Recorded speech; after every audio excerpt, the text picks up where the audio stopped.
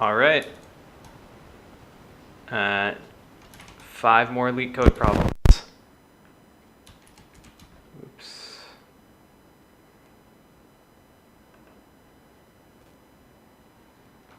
Let's get started. Number 111. Start the timer. 111, minimum depth of binary tree. Given a binary tree, find its minimum depth. The minimum depth is the number of nodes along the shortest path from the root down to the nearest leaf node. A leaf is a node with no children. Okay, so we can basically do a depth first search and stop as soon as we find a node with no children. So the easiest way to do this, which is not the fastest, is the min depth is equal to min depth of left, min depth of right. You take the minimum of those two. And if you don't have a root, if not root, return 0. So this, I think, will give the right answer. Self dot, self dot.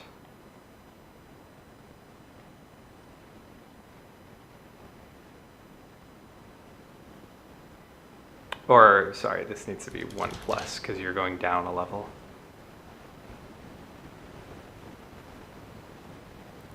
How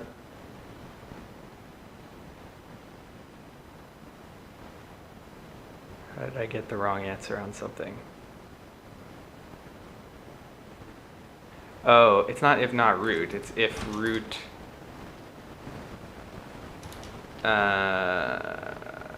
if you have no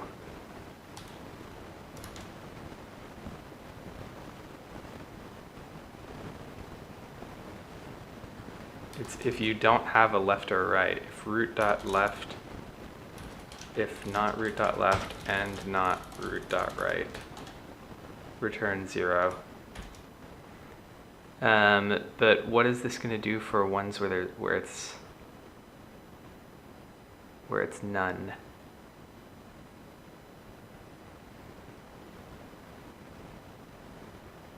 I just don't care about the ones where it's none. I basically don't want that to be the answer to the min. So I think I will just say if from math import inf for infinity. If not root, return inf. And that's my way of saying I never want the nodes that that are dead ends to, or I don't want the fake nodes to count, the ones that are not actually nodes. I'm off by 1. I assume I just need to return 1 here instead of 0. Let's submit that.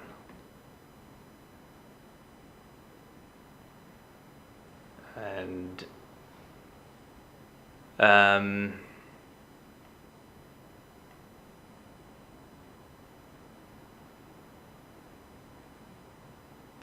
the problem is the edge case where you pass in no root. This is what I want to do internally, but if that's the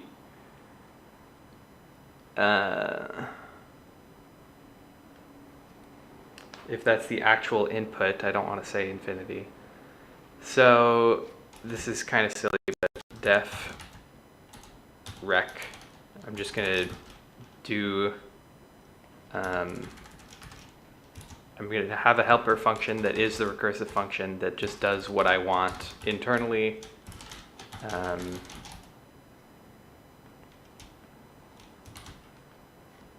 then the wrapper that handles the edge case. out here. If not root, return 0. Otherwise, return rec of root.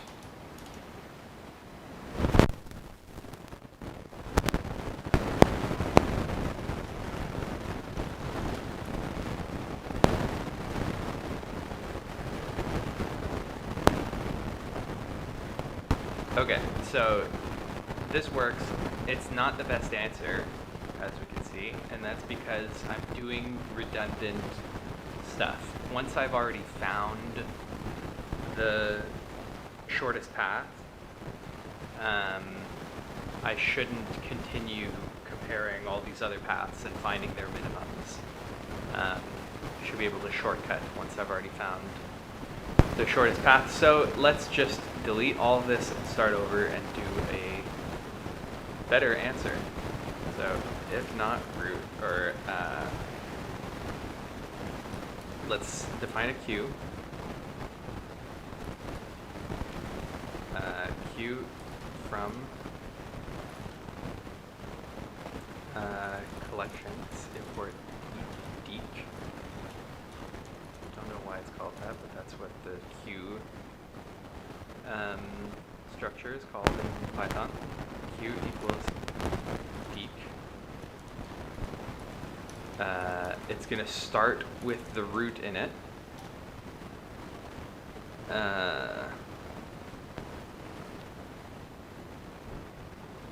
Well, these will have actually node, comma,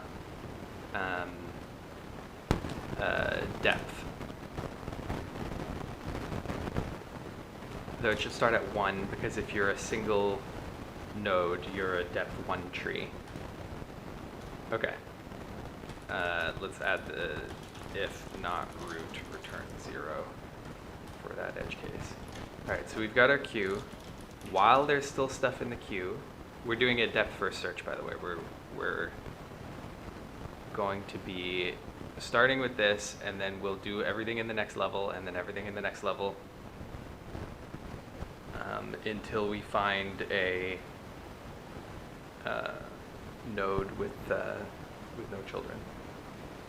And then we know at that point we can stop, because once we found a node with no children, since it's depth first search, we know that's the lowest depth node with no children.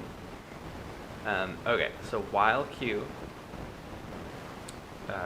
we pop out from the left a node and a depth.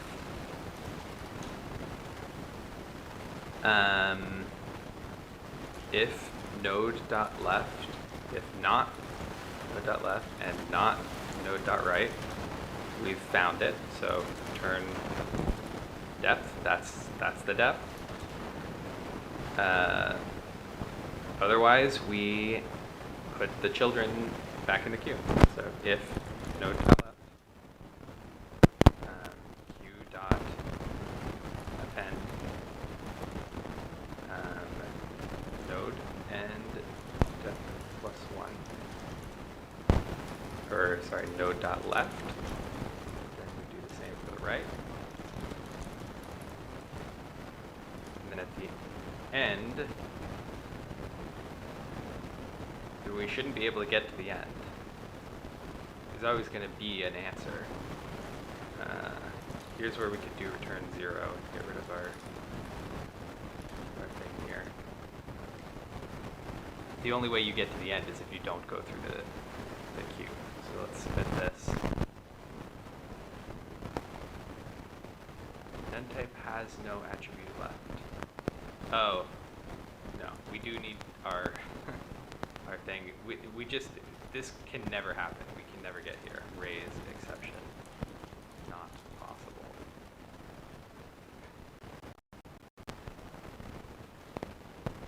There we go. 0 milliseconds, 100%.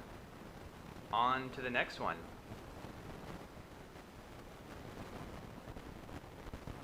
(112) path sum. Given the root of a binary tree and an integer target sum, return true if the tree has a root to leaf path such that adding up all the values along the path. Oh, I should start the timer. such that adding up all the values along the path equals target sum. A leaf is a node with no children. Okay, so we want to check every path from top to bottom and see if one of them equals target sum. We're not going to do any kind of more complicated search where we try to pick the best way down to try to do it faster. We're just going to find the path, or we're just going to try every possibility and see which one is the answer. So, has path sum. So, the answer in the recursive case is, well, the base case is, we're going to do this recursively. The base case, if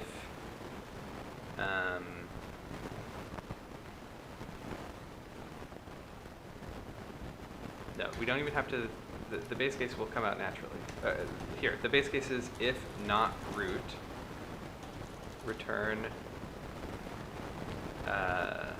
target sum equals 0. So if we've run out of nodes, we have to hope that we were trying to get a 0. All right, otherwise, so we have a node, then we're saying root.val plus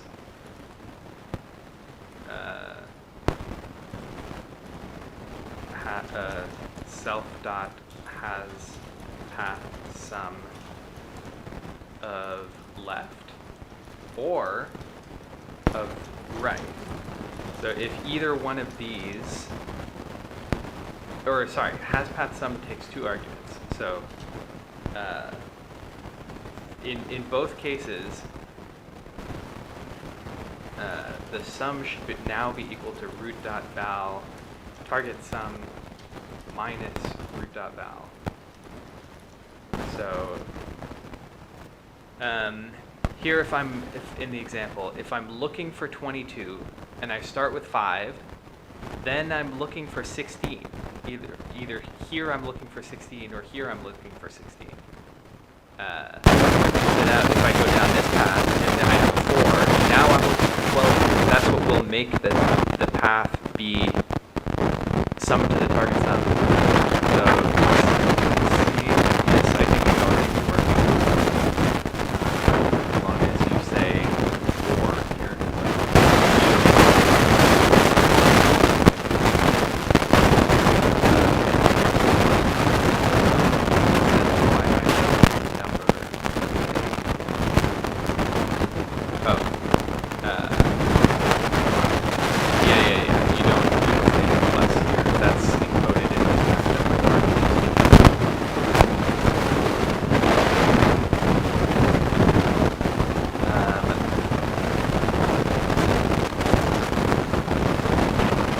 Okay, so an empty tree doesn't sum to 0.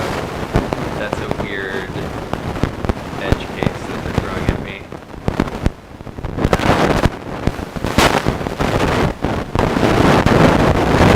It's very annoying because it breaks my recursive formula.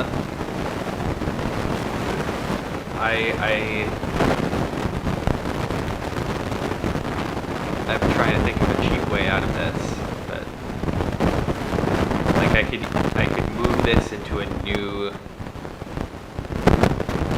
recursive formula like we did in the last one, or I could do something cheap like inner cool inner equals false.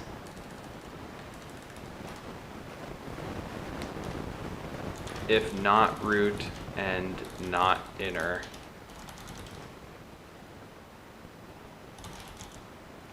then no matter what, or inner is a weird thing. Let's call this first.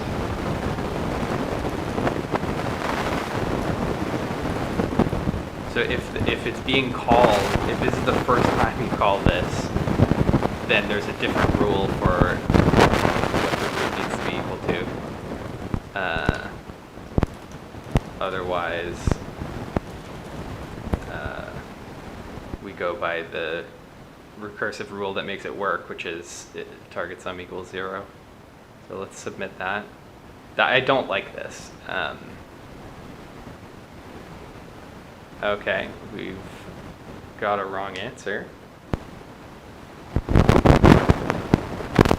So this means 1 and then 2 on the left child and nothing on the right child, I think. Target sum is 1. So there is a path that does that. It's the path that goes... Oh!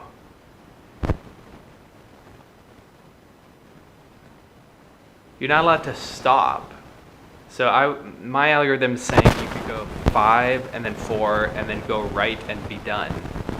And this is your path. But that's not a leaf node, so you're not allowed to do that.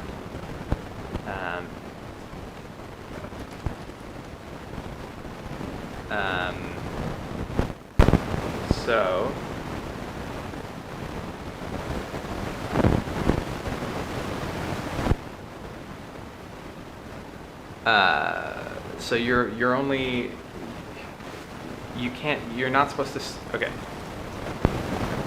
Let's get rid of our weird thing that we added.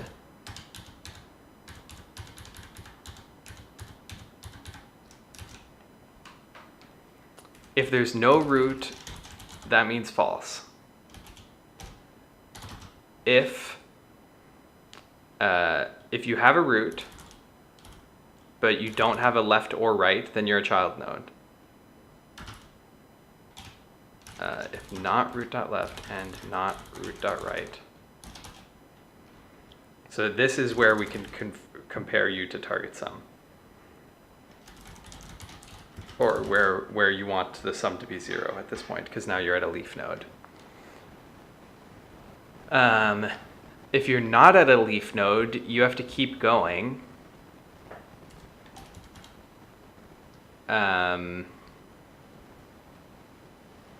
So if, let's do it like this, ret equals false.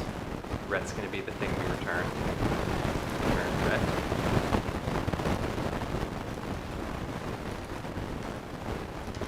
If you have a left, then ret is or equal to that. If you have a right, then ret is or equal to that, and then return ret. The reason I can't do it the way I was doing it before, where I just or them unconditionally, is that I don't want to traverse nodes that are not real. Because that's not my base case. My base case is leaf nodes, not end nodes, or not like fake nodes.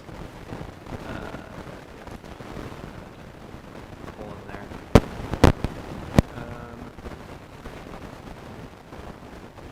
Okay, so now I'm working on the weird edge cases. I'm not working on the normal case anymore.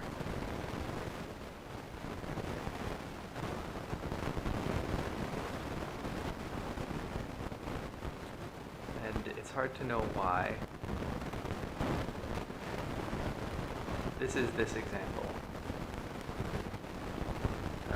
So maybe we can just print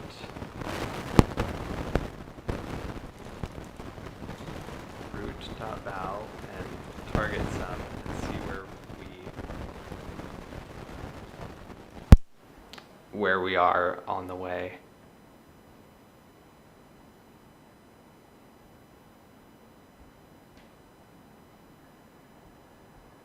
Oh, you know what I just realized? Because we changed our condition up here, we actually can do this in the simpler way. Because the empty ones are not going to interfere with our answer. Now that the base condition is different.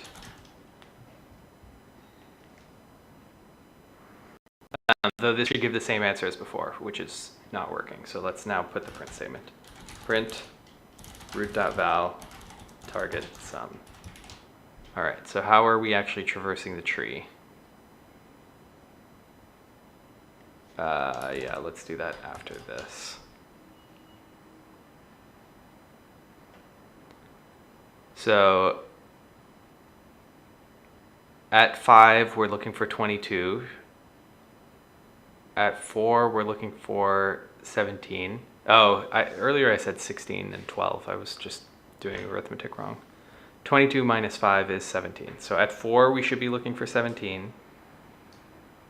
At 11, we're looking for 17 minus 4. Which is 13. At 2, we're looking for 13 minus 11, which is 2. Oh, okay. Obviously. We're not looking for target, because we're not going past the end of the tree like we were before. We want to actually compare target sum to root.val, and that should work. And I'm just going to hit submit because I'm that confident. Ta-da! 0 milliseconds beats 100%. Easy. It only took us a long time. Next question. 113, path sum 2. Given the root of a binary tree and an integer target sum, return all root to leaf paths where the sum of the node values in the path equals target sum. So far that's the same as the last question. Or, no, it's return the paths, not just return true if there is a path. Each path should be returned as a list of the node values, not node references. A root to leaf path, start the timer. A root to leaf path starting from the root and ending at any, is a path starting from the root and ending at any leaf node. A leaf is a node with no children.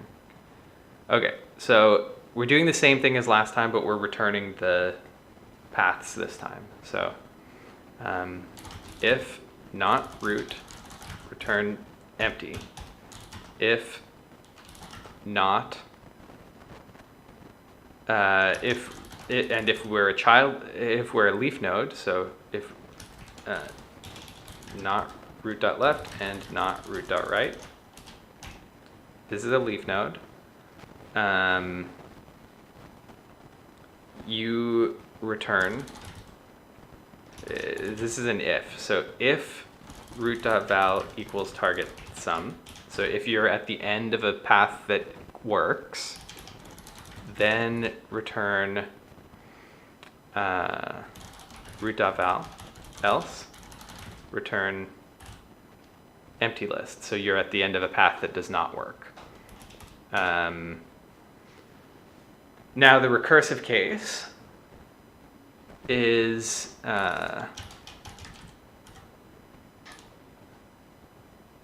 this? Yeah, okay. The recursive case is like what we want to do is something like this. Left or right, so root.left. I think in this case I'm going to have to do it like this. Well, okay, let's write the two things. Root self dot path sum of root.left target sum minus root.val, and then same for right. These are the recursive calls, and then I want to return like root.val plus this, because that's how you get a path out of this. The thing is, I only want to do that if it returned a non-empty list. Otherwise, I'd be adding. I'd make all of the paths up to right before the leaf nodes that work. So we're gonna do if, and we're gonna use this fancy walrus operator from newer Python versions. But that's not how you do it. You do if path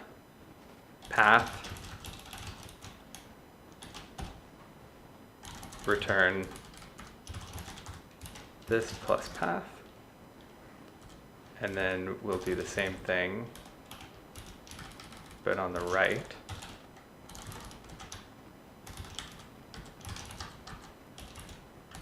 And I think this will work.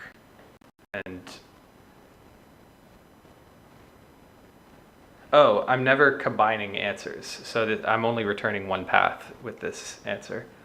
So it's not like you can just return the first one. You have to make a list and check it twice. Ret equals list. If this is the case, then ret.append this path. If this is the case, then ret.append this path. Return ret.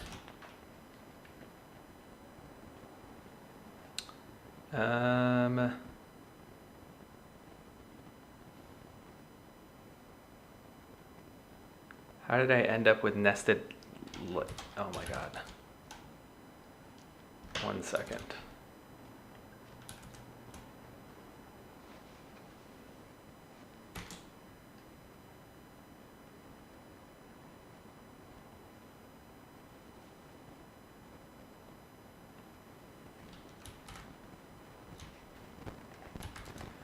Okay, how did I end up with nested lists like this?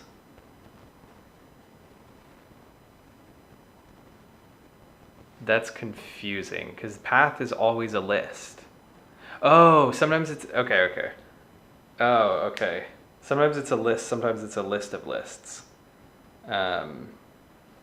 So it should always be a list of lists.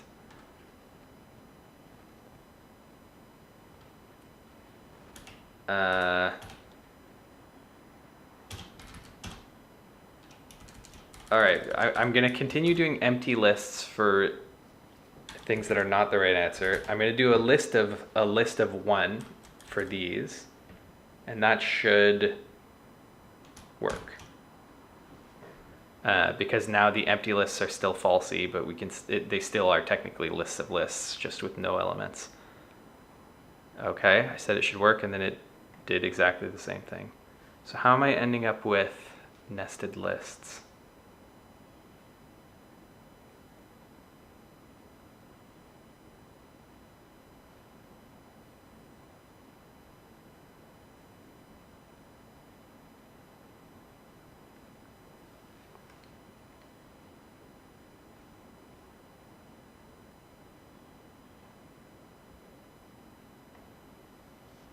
Just because it's bothering me a bit.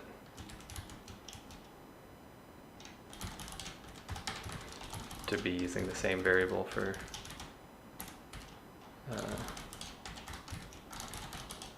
two different things. That wasn't my problem, but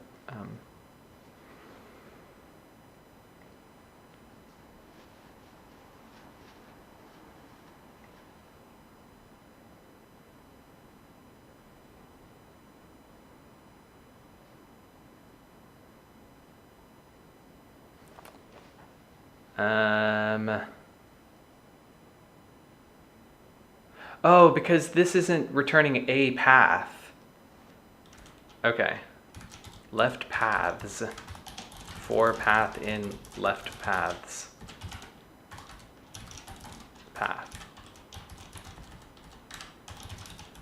For path in right paths.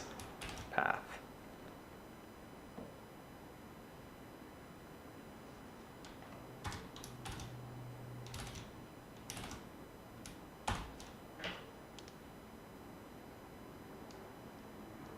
All right, submit that.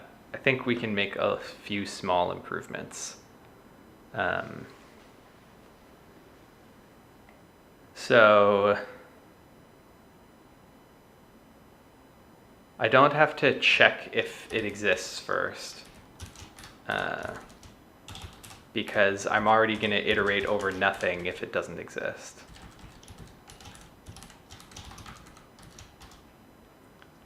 So we can do that.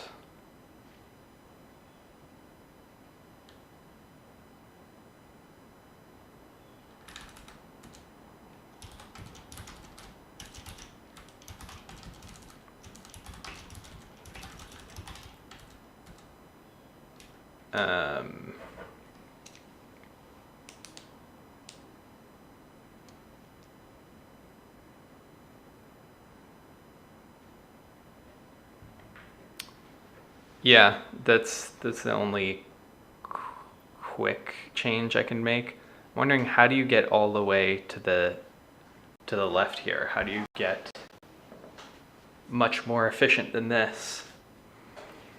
I mean, we have to return all of them. I guess here I'm appending to the beginning of a list, which is actually, I don't know what the runtime of this is in Python. If this needs to make a new list each time, then this is on.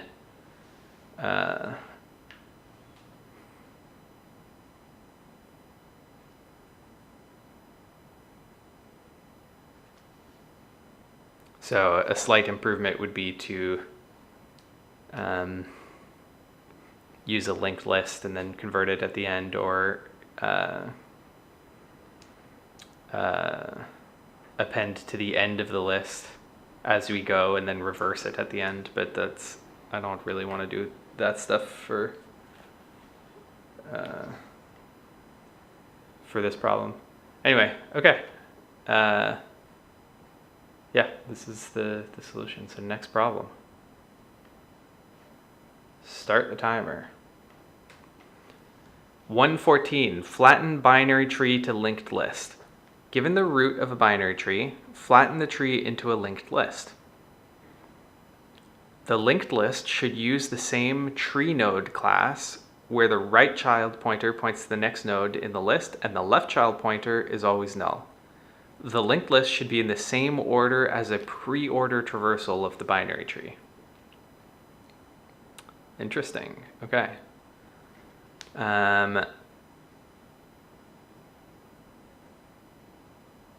Okay.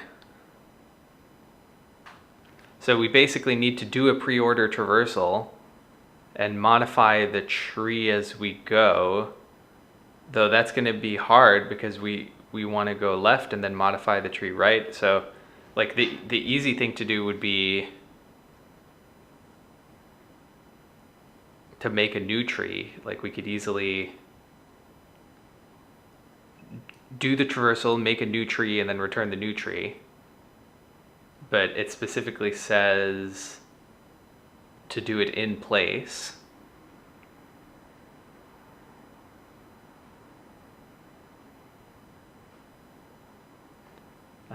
It says do it in place. We could still technically do it in place by having a new tree and then replacing the initial tree. That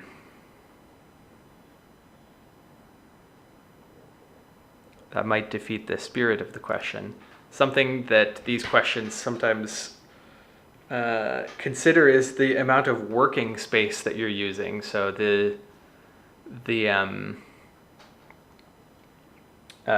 output is going to be size O of n, where there's n nodes.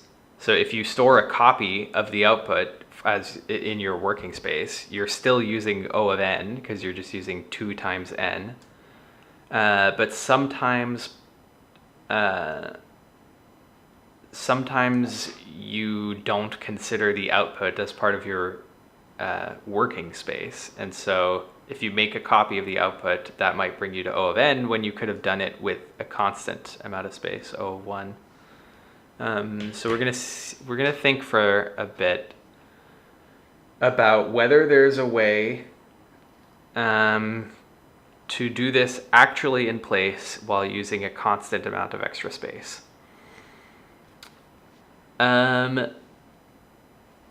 Although that seems hard because it's pre-order, yeah, pre-order. Oops. 1, 2, 3, 4, 5, 6. The reason it seems hard is that we visit 2 first before we get to 5.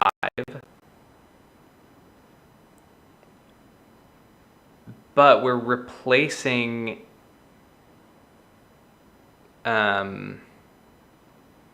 5 Sorry, let me say that more clearly. We start at 1. 1 is already our root. We don't have anything to do except go to its child.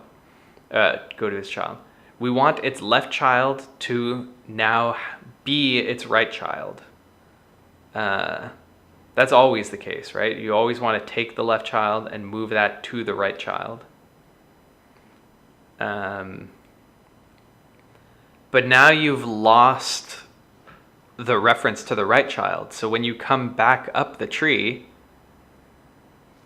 you're not going to know where to go anymore. Although I guess I'm not thinking of it recursively, because if I do it recursively, then at each node, I can remember what the right child was and then navigate to it. Okay, so if we actually write this out, it's going to end up being simpler than if we think about what's actually happening like step by step. So let's start by writing our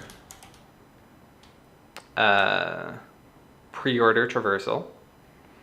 So traverse root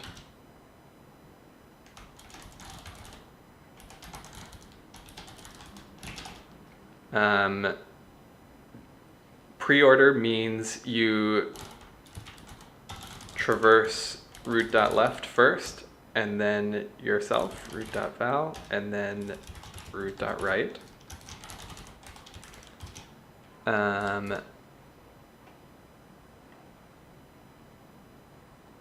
And then what are we actually doing? Here,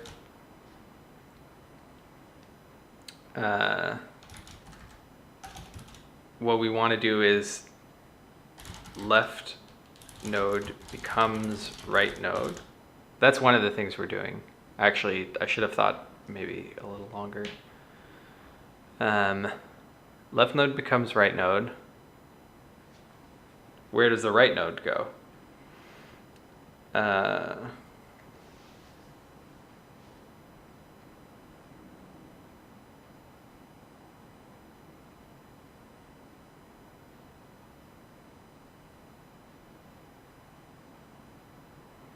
I mean, it becomes the child of like whatever the last thing was.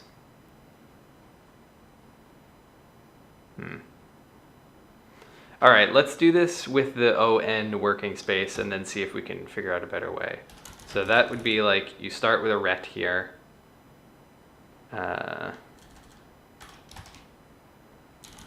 Ret dot append root dot val root. Let's just say root. And then so now at the end we have the stuff in the right order. Or we have to actually call traverse on root.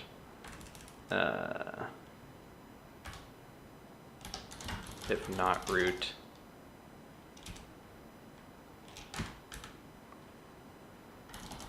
return.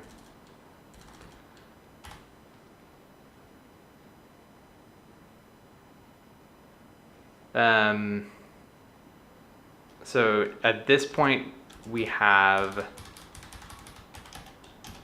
the nodes and they're in the right order, and we just need to make them all chain on each other. So you could do that by going for node in reversed of ret.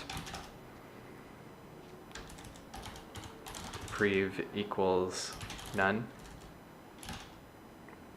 So we're going to go backwards through the chain and make everything point to the last thing. So prev equals node at the end. Then you say node.right equals prev.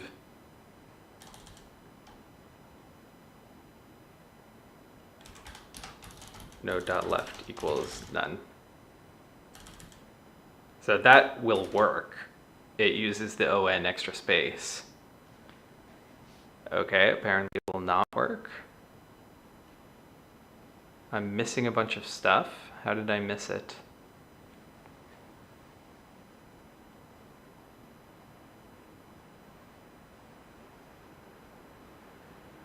Oh, because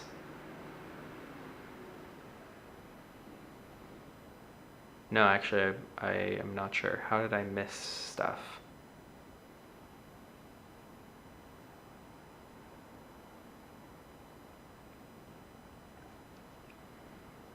Missing 2. Let's maybe print ret and see. That's a little hard to read. Let's print n.val for n in ret.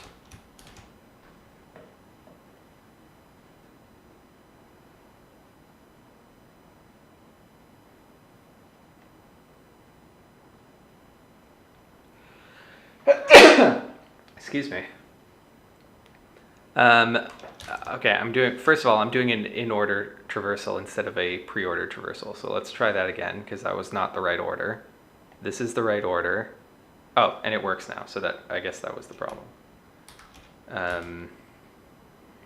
So this will work. Submit it and make sure.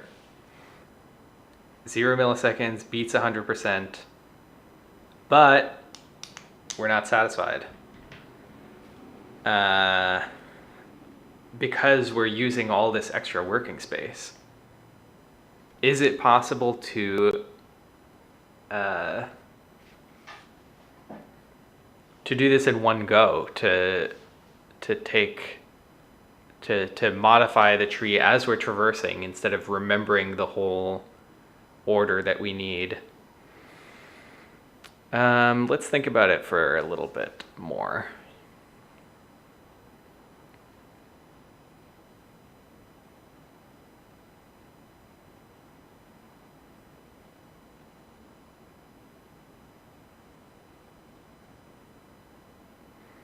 Trying to think of it in a recursive way. So it's like, once you get to a node, where is it supposed to go? It's supposed to be appended to the last node that you visited in the order of the traversal. It's supposed to be appended right to the last node that you visited. Problem is, if you do that, you're destroying the tree and you're making it harder to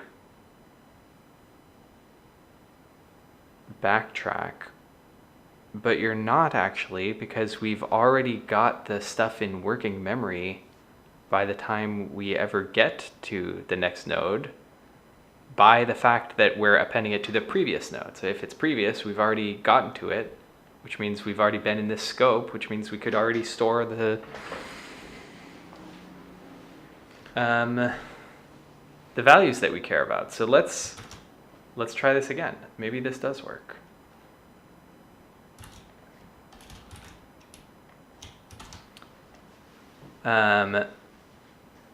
So we want to do a weird kind of recursion where we remember what our previously visited node is, not where the previous node in the tree is. So we need this global variable prev, which starts at none.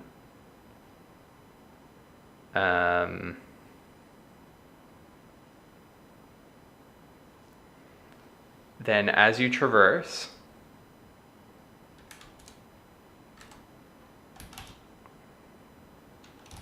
the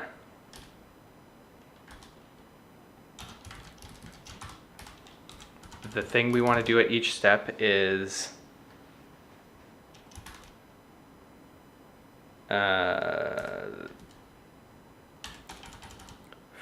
okay, here's a few things. So we need to remember what left and right were, because we're going to change them in the recursive calls. So remember what they are, and then you don't traverse the roots version of left and right, because those are about to change. You traverse our remembered left and right.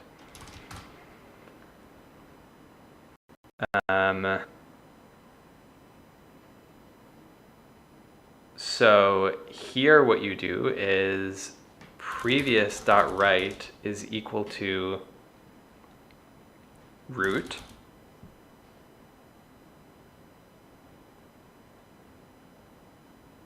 And now I am previous.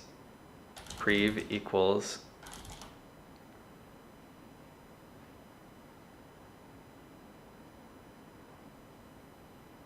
yeah. We have an edge case at the head where previous is none. So if prev, you do this. Is that it?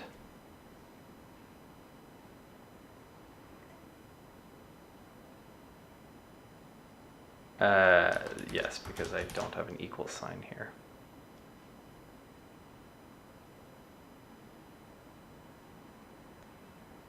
Prev, I am trying to define it outside.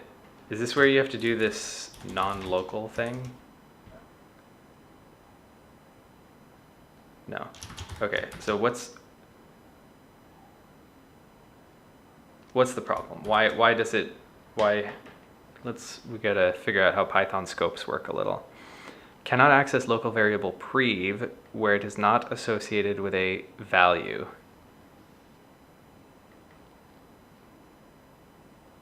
But it's associated out here.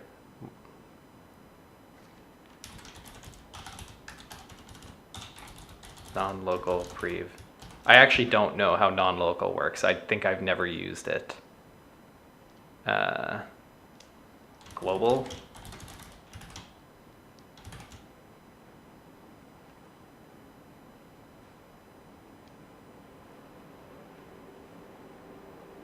Or actually, wait, you do that inside here, I think. You say prev is not the one that's going to be defined in the scope. Prev is the one from outside the scope. I think that's what this means.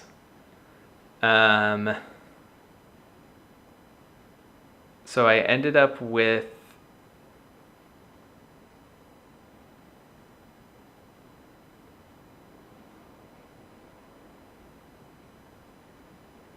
how do you end up with the same thing repeated?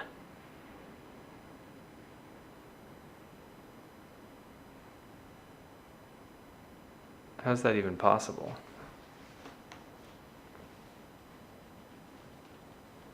Without making an infinite loop.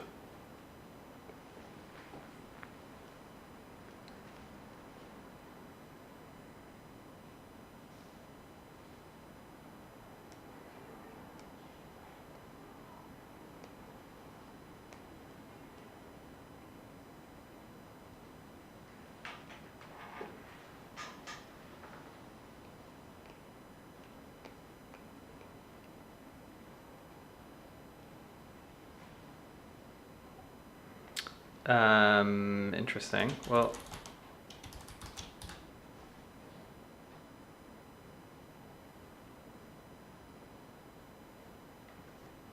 why don't we print what is my prev at every moment and what is my value at every moment while we're traversing?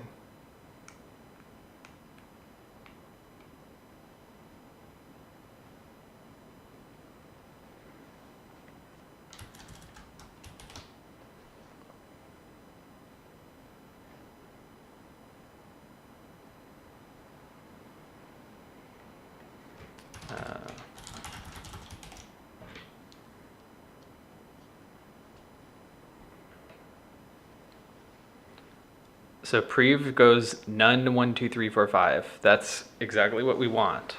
That's exactly what we want. What's my root value? It goes 1, 2, 3, 4, 5, 6. That's exactly what we want. And then we just, each time we want prev.right to, oh, prev.left needs to be none.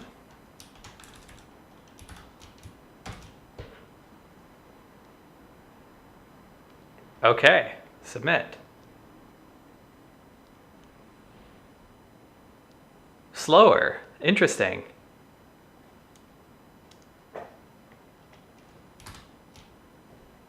But this is a better answer.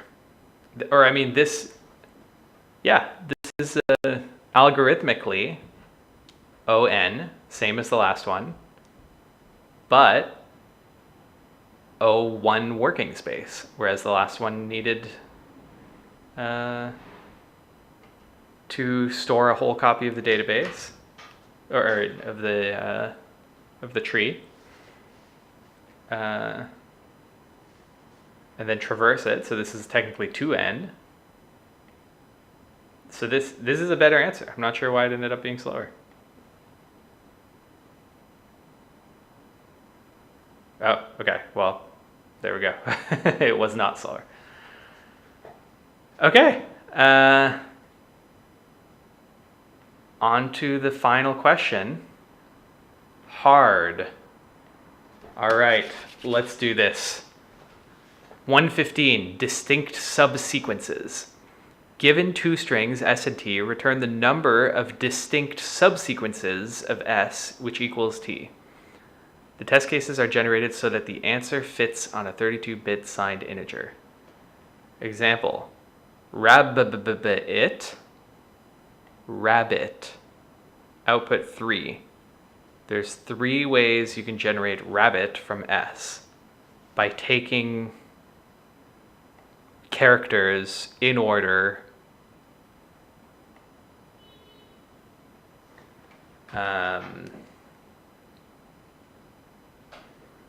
from S. From S. Got it. Okay. And then what are we returning? The number of distinct. Okay. So I think there's a pretty simple recursive answer here, and I'm guessing the reason it's hard is because there's a complicated way to make it efficient. If we're going to start with the non-efficient answer, then that's going to look like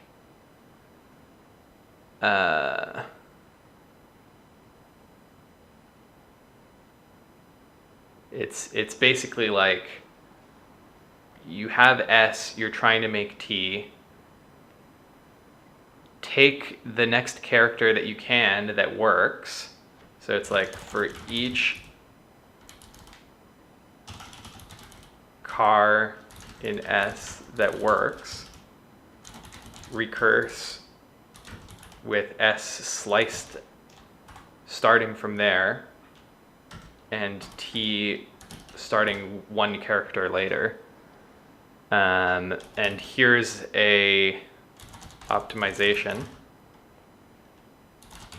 Count the letters to see if it's still possible. So that we can prune branches of our recursion. But let's start with this. Okay, so for C in S, we also care about the index of it. So for IC in enumerate S, I is the index, C is the character. If C equals the next character that we need,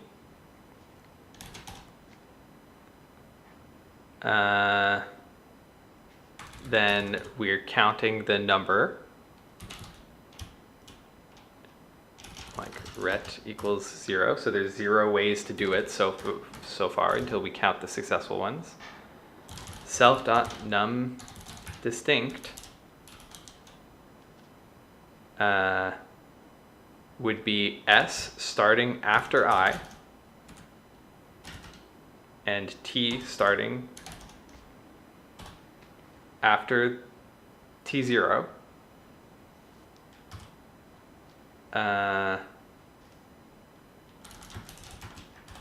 So however many ways there is to do it, now that we've consumed the first character, add those up.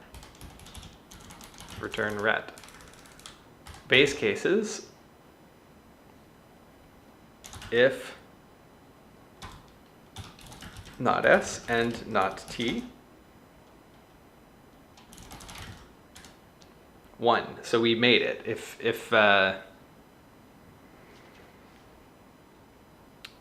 we've consumed all from both, we've made, actually we only care about consuming T. If not T, there's one way to make an empty string which is take no characters from S. So we don't care if there's anything left in S. Okay. Optimization base cases. Well, first of all, this should work. And then it's going to be slow, and we can add some optimizations. So, well, okay, why didn't it work? I said 6, the answer is 3. We double counting?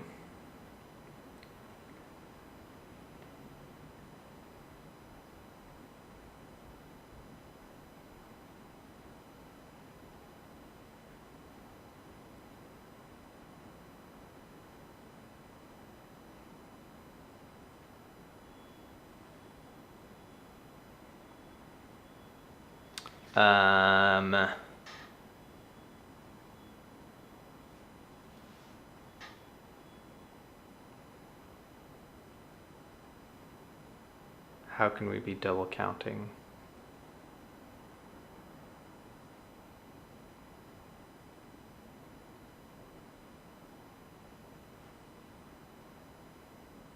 Just to check something, Python ABC sliced at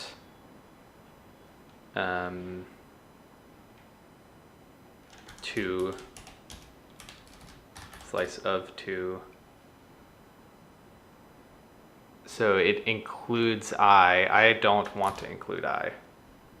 This needs to be I plus 1.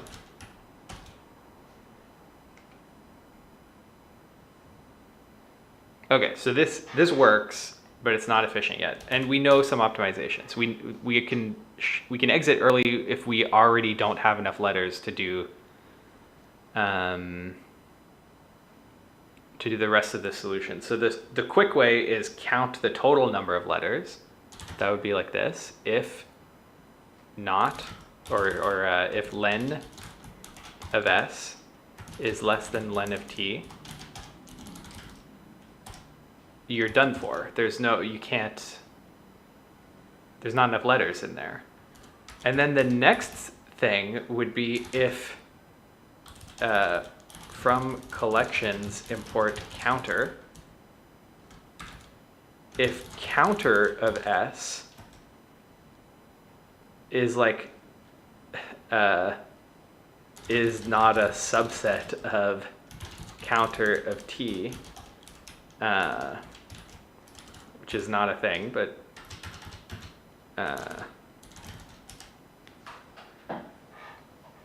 so basically if there aren't, if the letters of t don't appear anymore in S, regardless of the order, then you're screwed. Even if the number of letters is enough, you have a million A's here, but this thing is just looking for one B. We don't need to try all these A's and make this really big number of recursive calls. The issue here is not a subset, is not a thing. So, however, what do I actually mean? I mean, if the count of any individual letter is too low. So, s count equals counter of s, t count equals counter of t, for c in t count if t count of c is less than, or if s doesn't have enough to make up the amount that t needs, then you're done.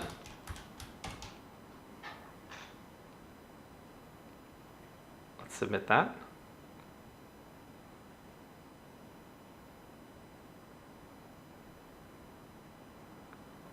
It's not a good sign. This is going slowly. Just hoping that would be enough optimization, but not yet.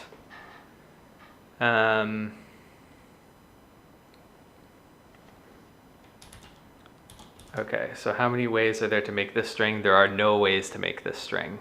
Or, no, I don't know that. like basically I would start on C, of which there are a lot. So for each of these, I make a recursive call.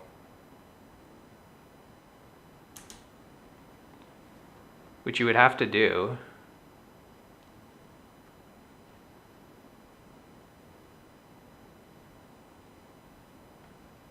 Let's add this to our list of test cases.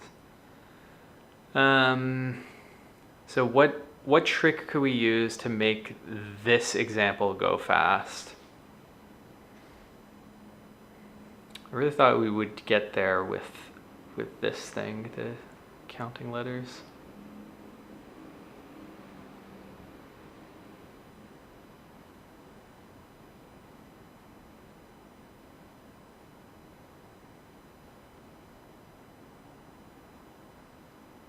I mean, I guess the last piece of information that I'm not taking into account is the order of the letters.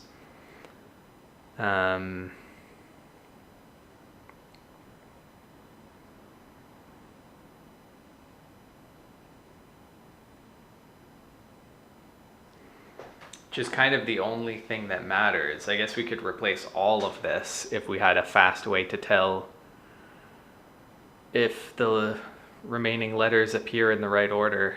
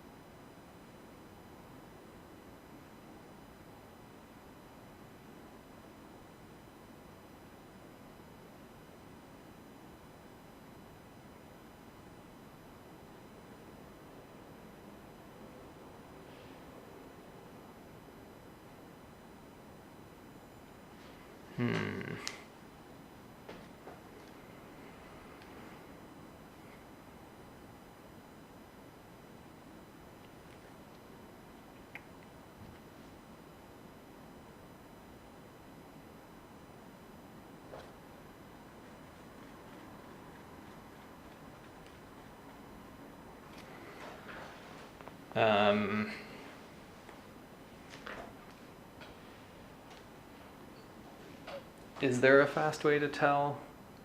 Do these letters appear in this order?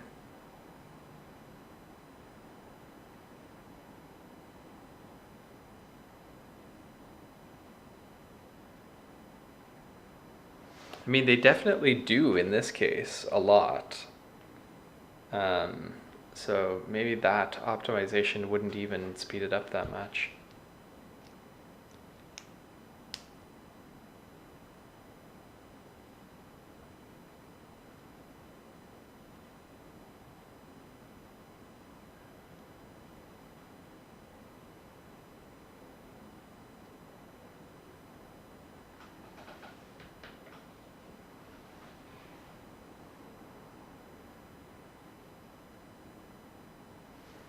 Like we'd be able to shortcut, if we start with C, we'd be able to shortcut on the C's near the end, where we'd say there's not enough letters left.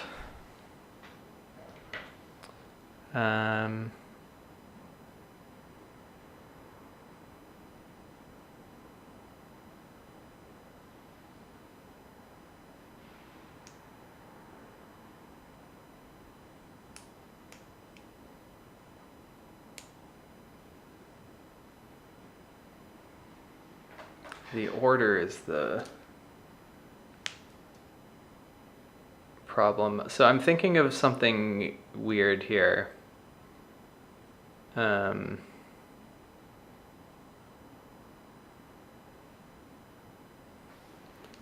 imagining a data structure that looks something like this. A, 5, 10, 11, 50. B 1, 2, 3, 51. So basically, each letter points to a sorted list of the indexes where it appears. Then at each step of num distinct, I can check if the right letters appear in the right order by basically, if I'm looking for a B, I check if there's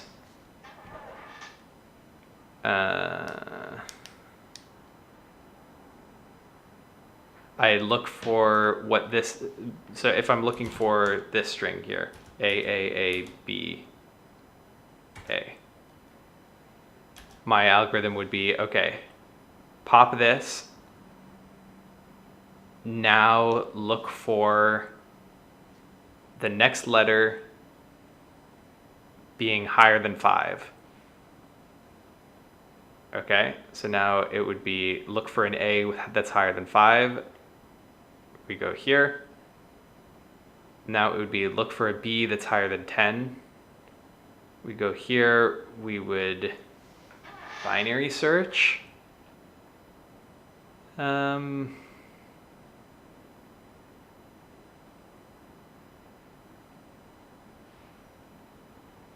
Binary search up to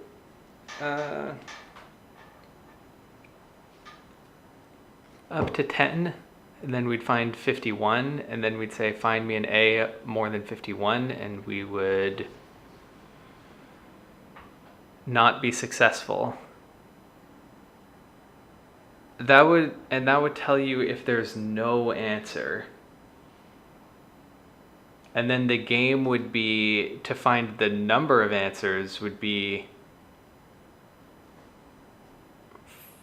each time I want an A, take this or any of its upcoming ones.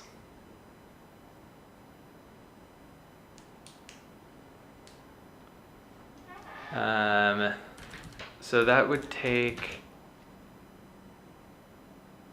n log n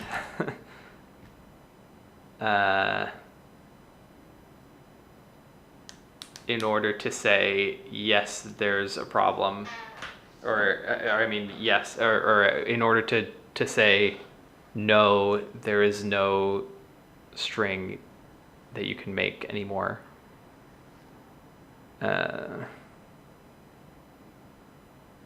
And just to be clear, this is my T, and this is how I'd be storing my S.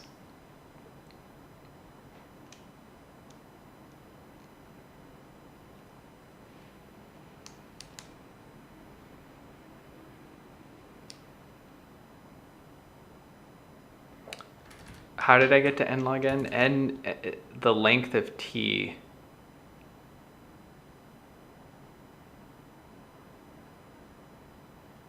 So these are different, this is like m log n, where m is kind of small and n is kind of big.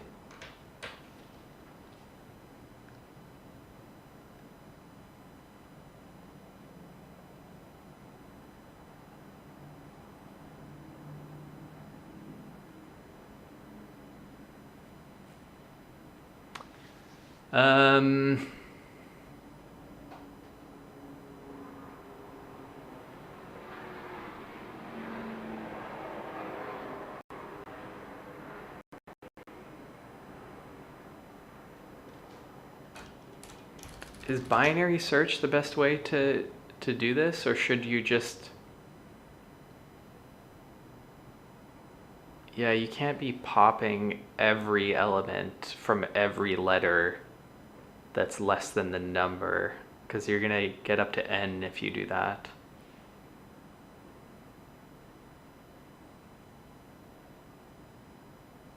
Okay.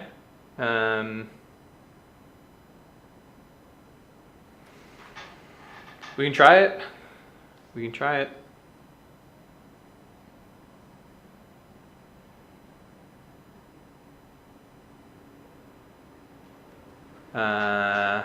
Let's think about it for a second more. If you have this data structure,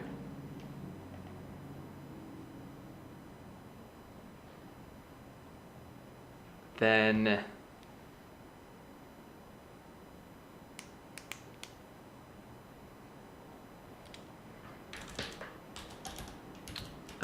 we have this thing, class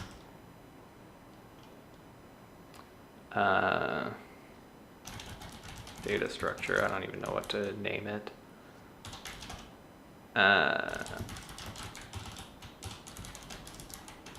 You initialize it by giving it a string.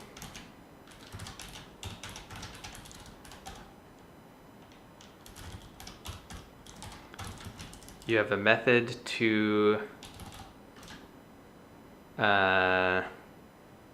check if you can, what did we call?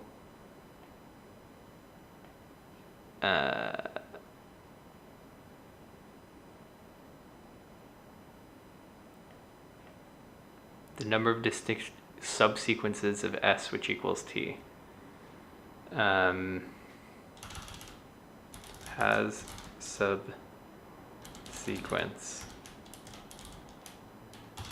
equal to T is a string. It's a bool.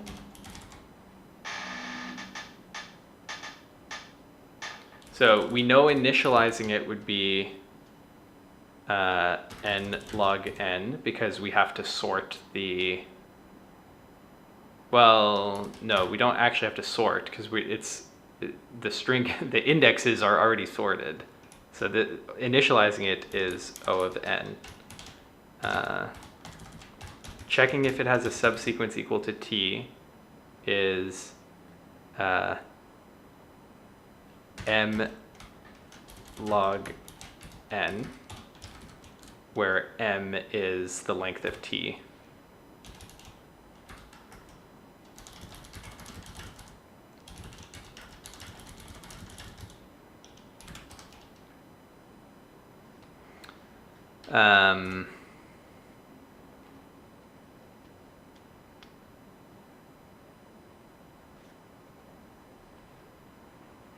The other thing you would, well,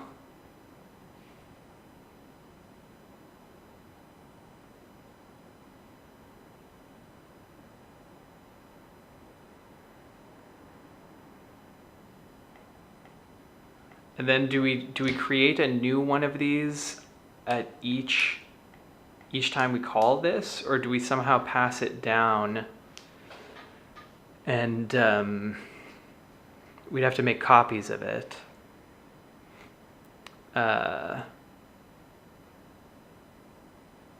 Do we somehow make copies of it and pass those down so we don't have to reinitialize it?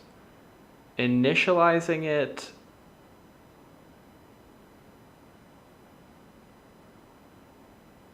is pretty fast. So I don't think we need to figure out how to make copies. Okay. So you have this.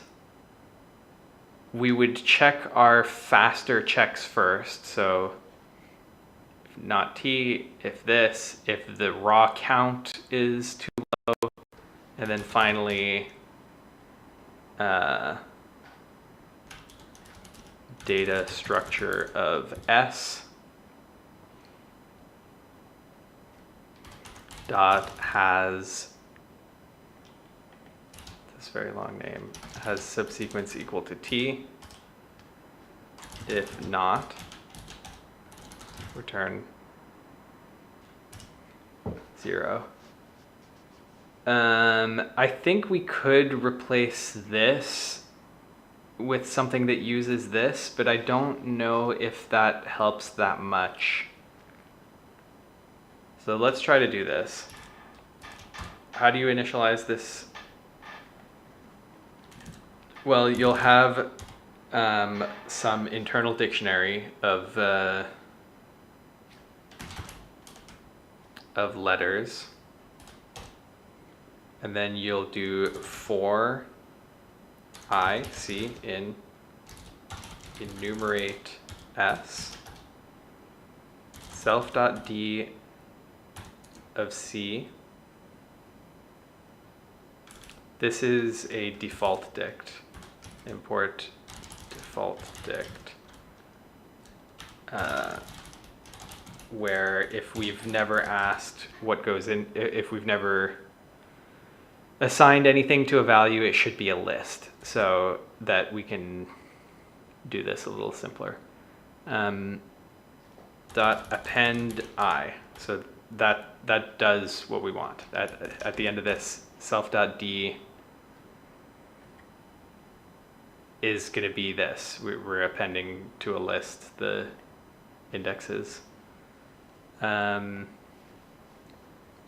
if we ever ask for a letter that's not in there, it'll just be a list of length 0. Okay. Then has subsequence equal to, you iterate over t for C in t. We have to keep track of the index starting at 0. You want to say self.d at C.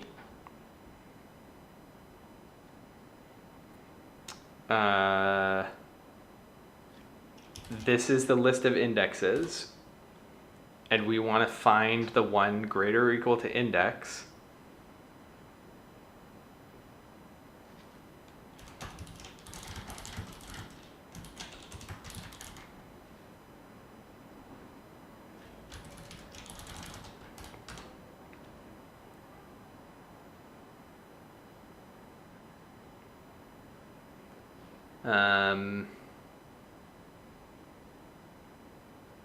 So this is where we would binary search. So binary search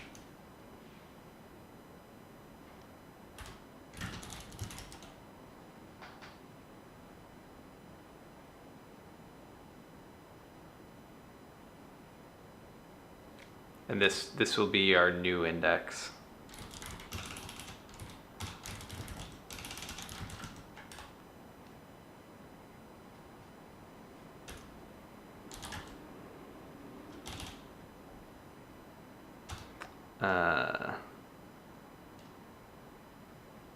And basically, if you get to the end of this, you know, with an index that's not none,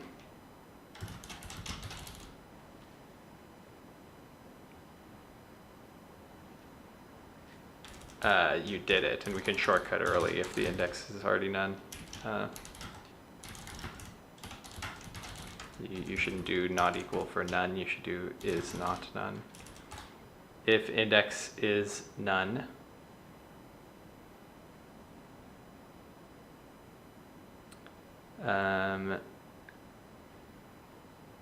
then you return early, return false. Okay, now we implement binary search, def binary search. The signature we have is it takes a list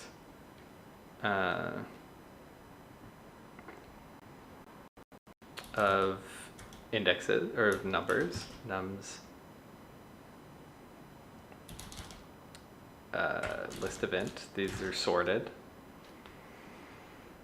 and it has an index that we're looking for, target int, and it returns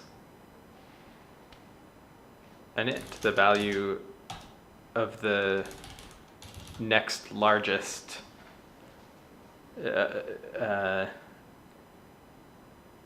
integer in there.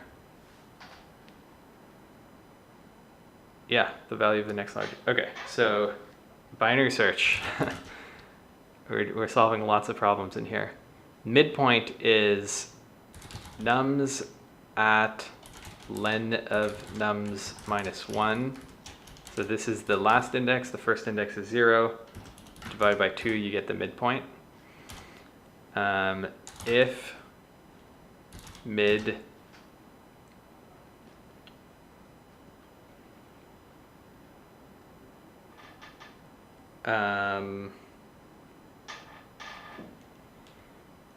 is less than target,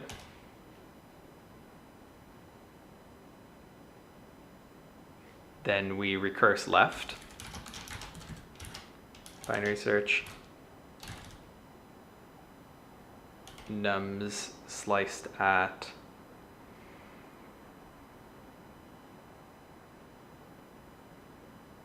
you know what, let's do this without constructing a whole bunch of intermediate lists. So we're just going to say we're going to do it with 2 pointers. Left, right equals 0, len of nums -1.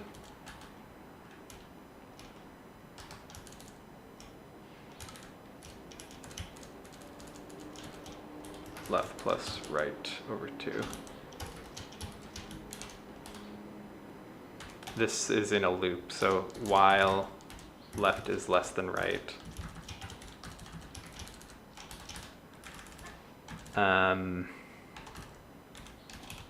Then at the end it's going to be return nums of left, I think.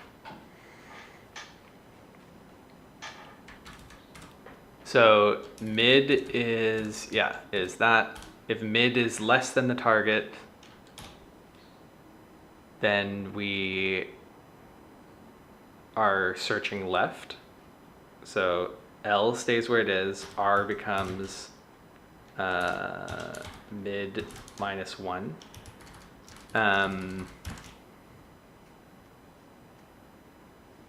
If you have like this is your range, this is your mid, we would set the new range to be from here to here, not including mid. We already know mid is, we've already looked at mid, so we're going to do -1 on the left and +1 on the right. Though we want greater or equal.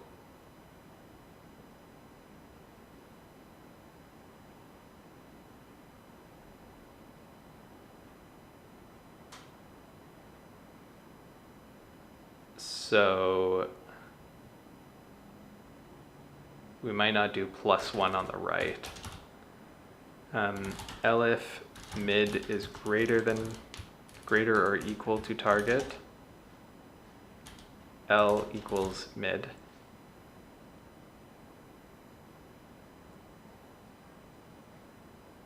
Is that it? Is that a binary search?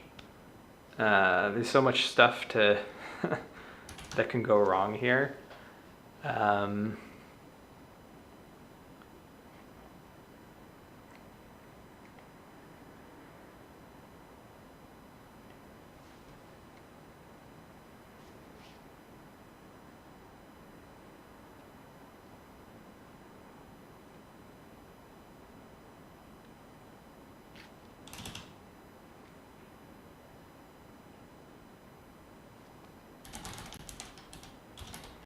Print L, print nums. I didn't handle the case where target is not actually in there, or where there's no answer.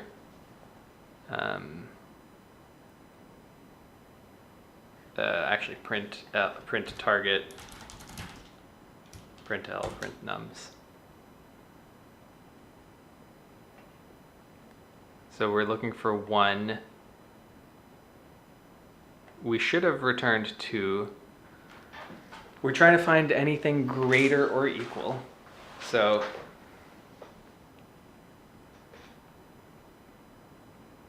if the number we found is less than the target,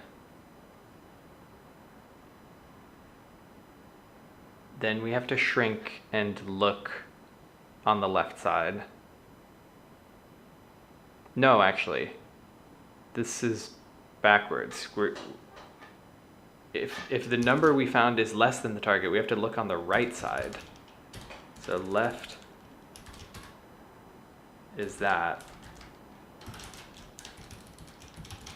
If the number we found is greater than the target, this should be -1. This will probably be an infinite loop now because we're never shrinking all the way down.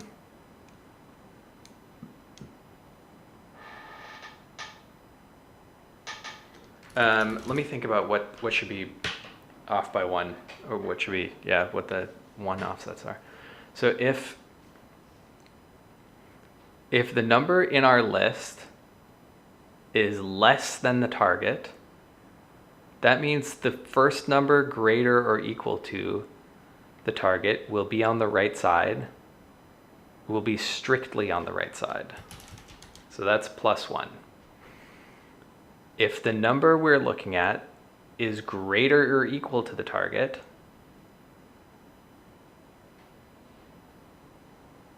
that means our answer will be on the left side, and it might be the number we're looking at. So R should be mid, including the target, and then the number we're looking for is going to be on the right side, or if we find an answer that is great, the target that we're actually looking for will be R at the end of this.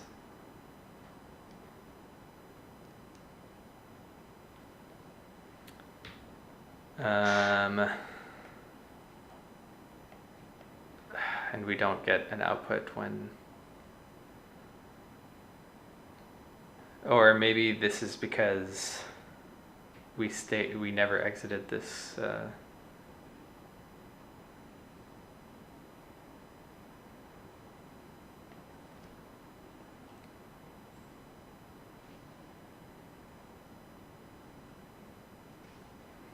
Because I'm not shrinking R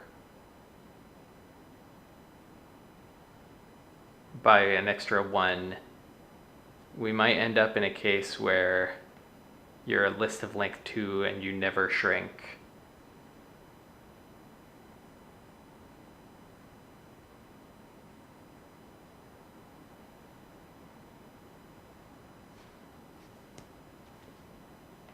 I mean, if I did do -1, then I might lose my answer, because my answer might be mid, and then I'll only be considering this range.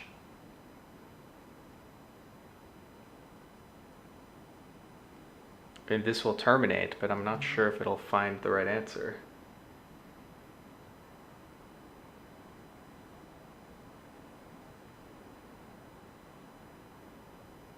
It doesn't even terminate?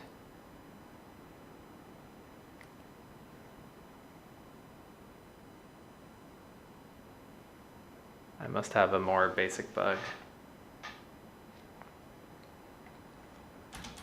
Print LR nums.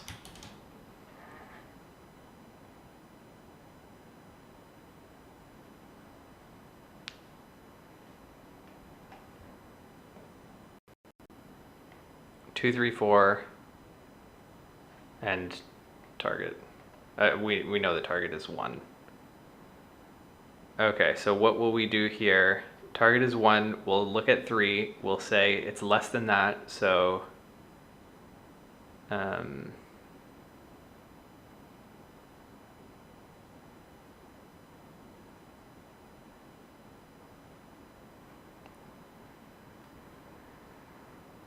yeah, mid is 3.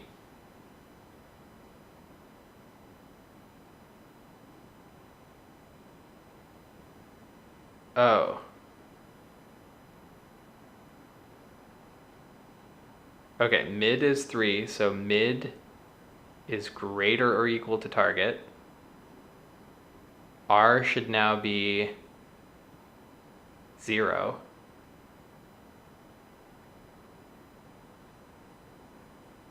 So R should now be mid, which was... Oh, this is not the index. This is not the index. I confused the number with the index.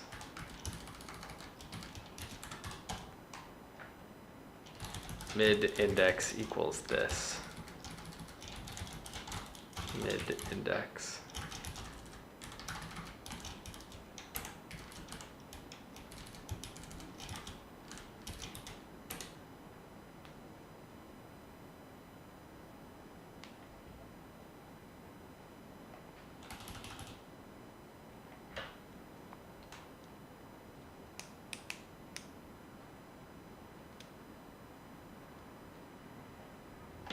Okay.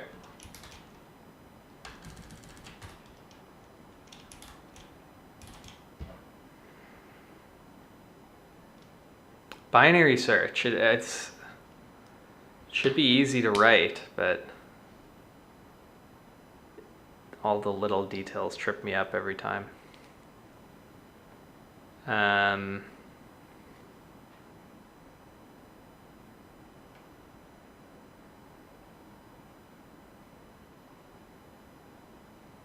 Can I tell if the other test cases are working? So can I remove...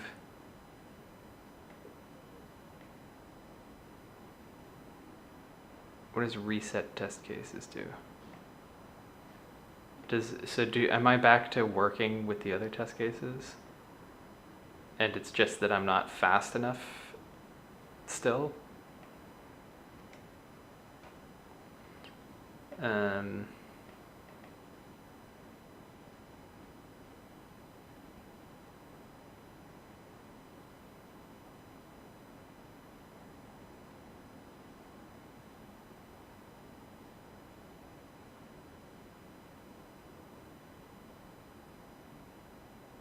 Still not fast enough, huh? It's not even that I'm not...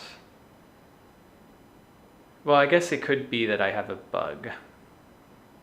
I guess let's test some stuff. Like print binary search 1, 2, 3, 4, 5. Target equals 3. And then exit.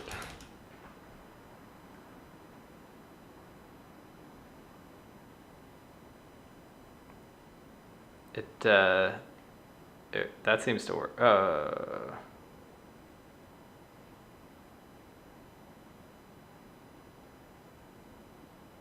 Oh, is it because I exited instead of returning?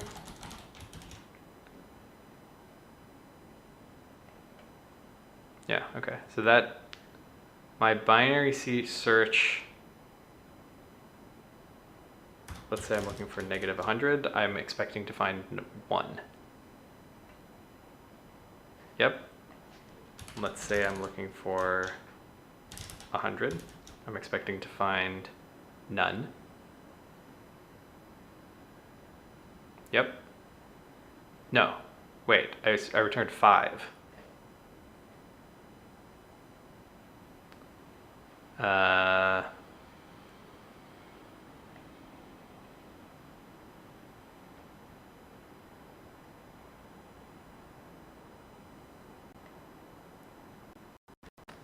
Why don't we do if nums of R is greater or equal to target, else none.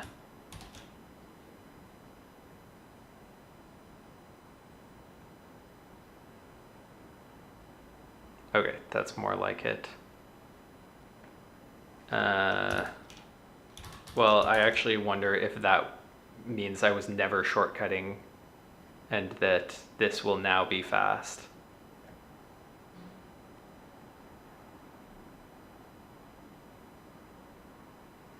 Doesn't seem fast.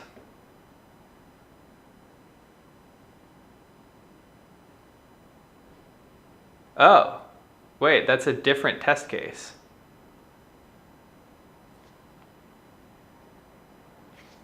But is that an earlier or a later test case? I wish I could grab that other test case and see how we did on that one. Basically, did I make an improvement or did I make a regression? Well, there's one way to grab the other test case. That's to comment this out. Let's grab this test case while we can.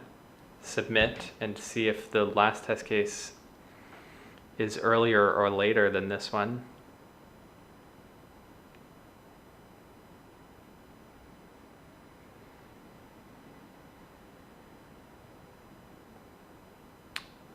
This one's later. That means my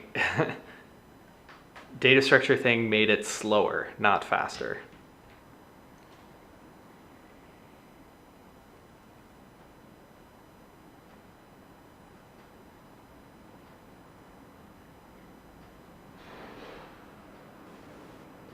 That's too bad.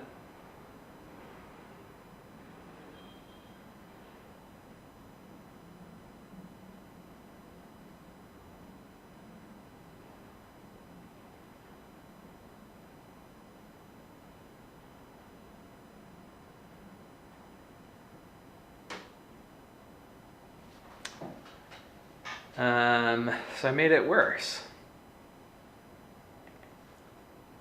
I made it worse.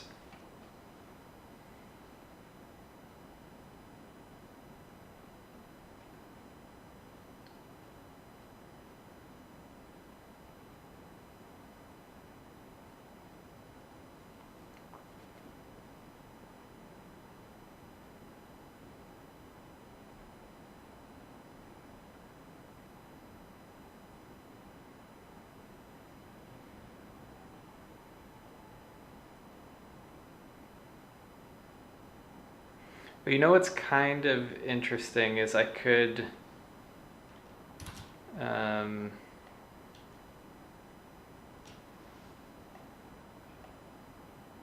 replace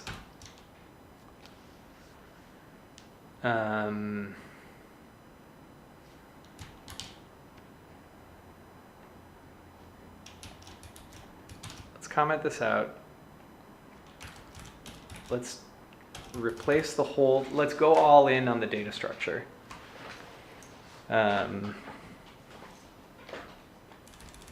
So let's not do the counter thing. Let's do the data structure.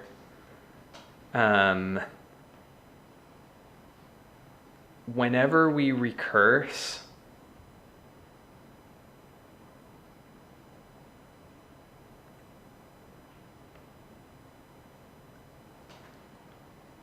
basically we want, how do I say this? It's like subsequence equal to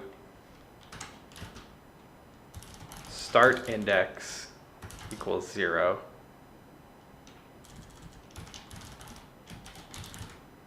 If we do this, then we never need to reinitialize the data structure.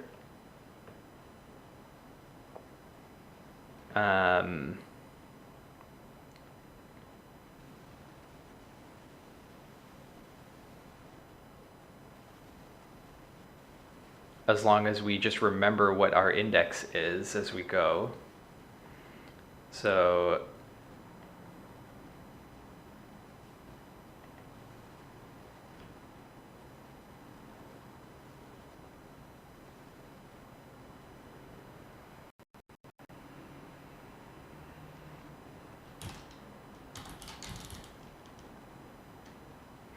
oh,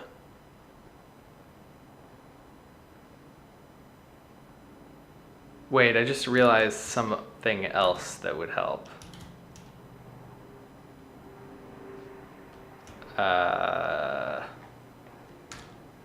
From func tools import cache. Just this little cheeky thing, at cache. Because we're redoing the end part over and over again.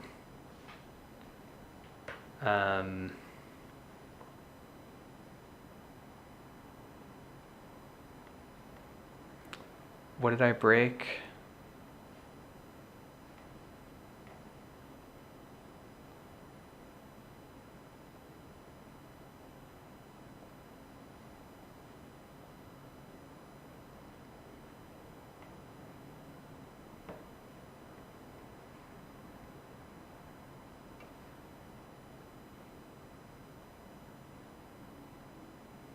broke the binary search. And let's get rid of this for now.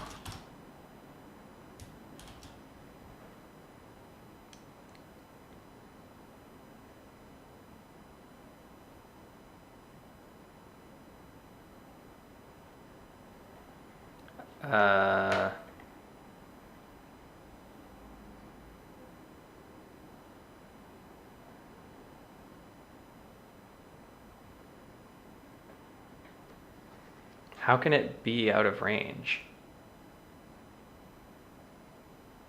I mean, here, we'll just do...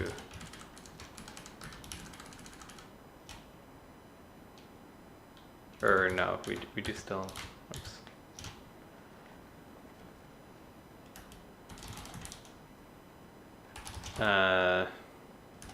If R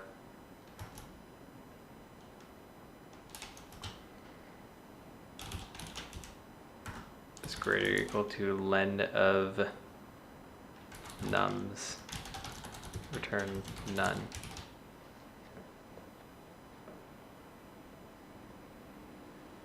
How can it be out of range? What? Oh,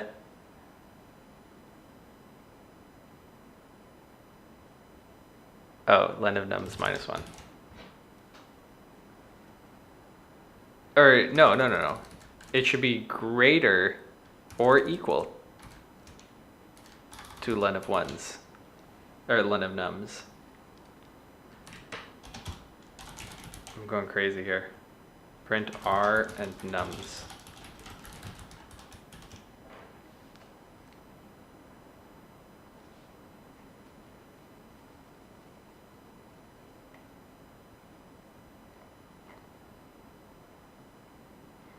R is -1.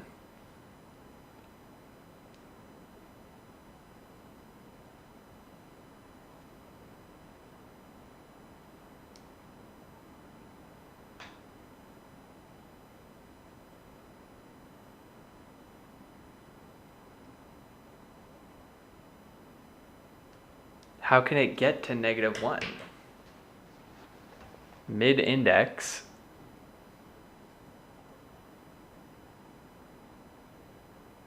Oh, if the list is empty. If the list is empty. If not, nums return none.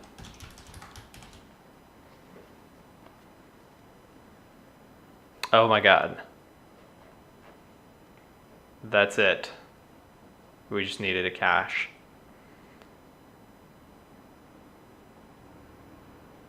No, because that makes our memory limit exceeded. Good. Okay, but this is a...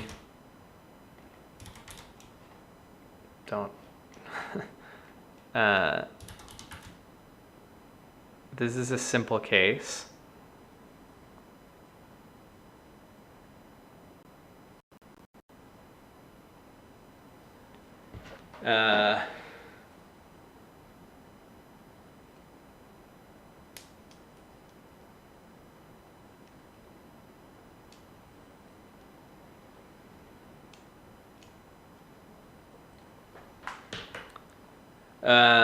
Like the problem here is we're remembering all of these intermediate.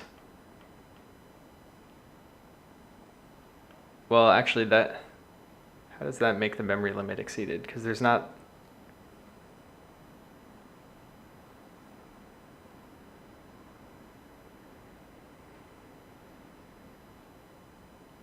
There's not that many.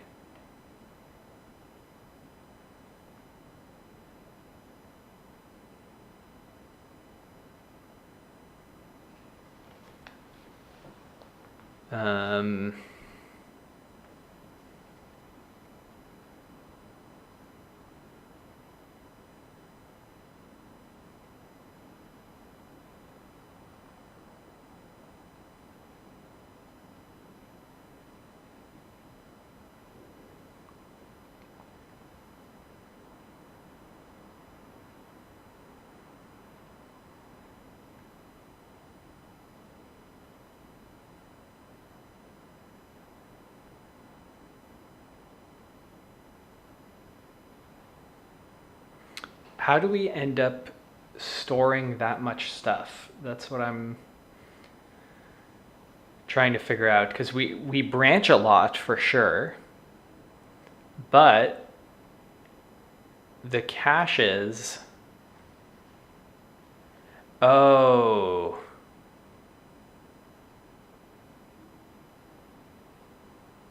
Well, I was gonna say we're basically like how many A's is this?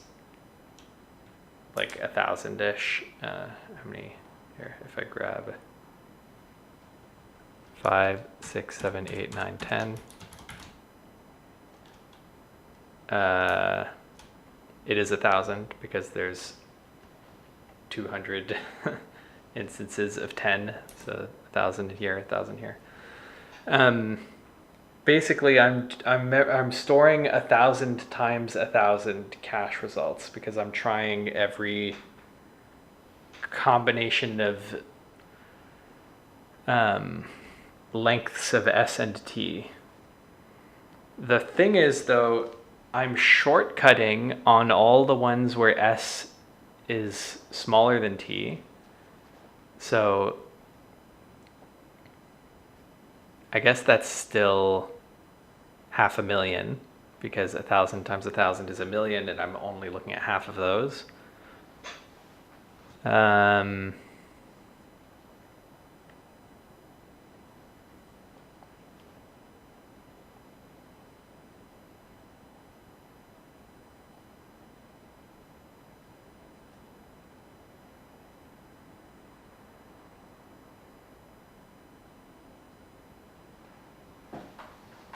Trying to think of how can we I've already failed this interview question, by the way, because I'm over 45 minutes, and that's usually how long an interview lasts. How can we... It's not how can we recognize that the solution is bad. It's how can we... Or that there's no solution. How can we generate fewer recursive calls?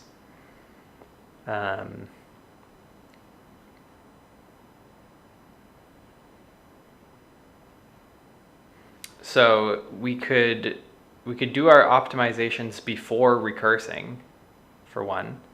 We could manually cache and only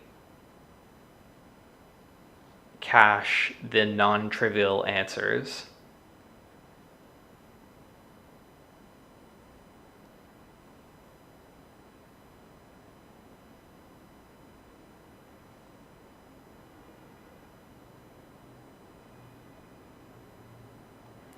If we were manually caching,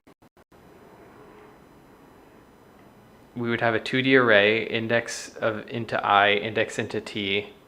Each would be 1,000 big. That would be 1,000,000 entries.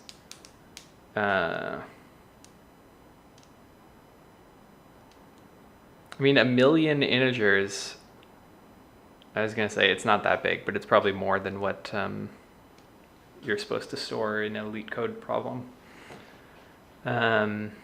Is there a different...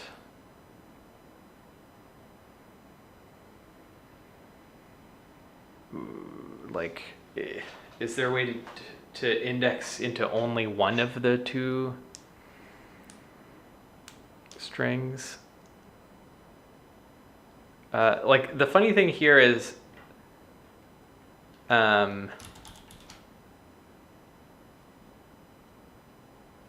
we know the answer is 1,000.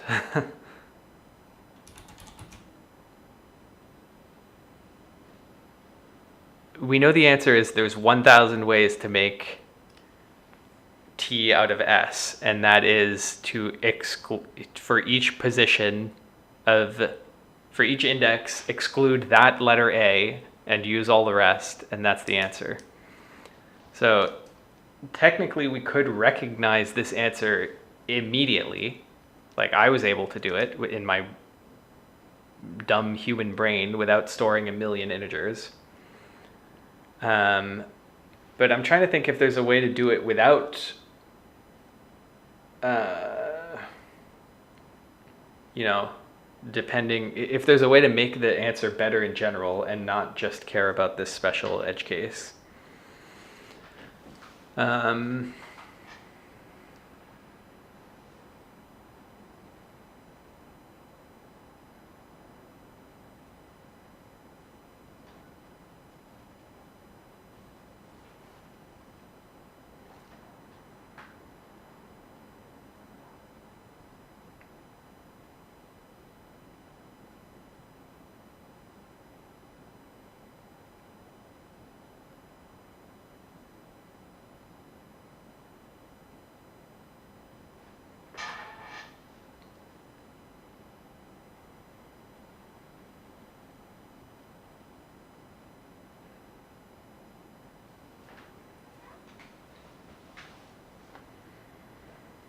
Like in general, can you cache by only looking at one or the other? Like how could you, unless the thing you cached wasn't the answer, but it was something that lets you find the answer quickly. Like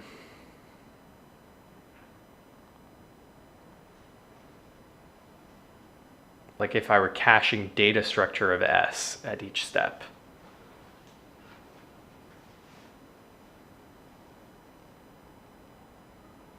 Like the other thing that would be cheating, but would work probably, is if I cached for small values of S and T, because those are the ones that are most often repeated. Then I wouldn't run out of memory because I'm only caching a small amount of stuff. But it's just so arbitrary that I don't want to do it. Does caching this data structure make any sense? You still would be repeating a lot of work on the small ones.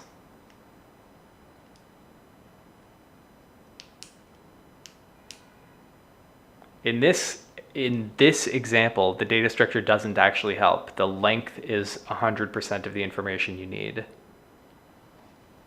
So caching the data structure wouldn't even make it faster. But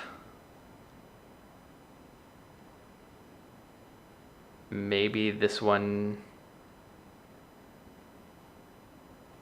is not slow.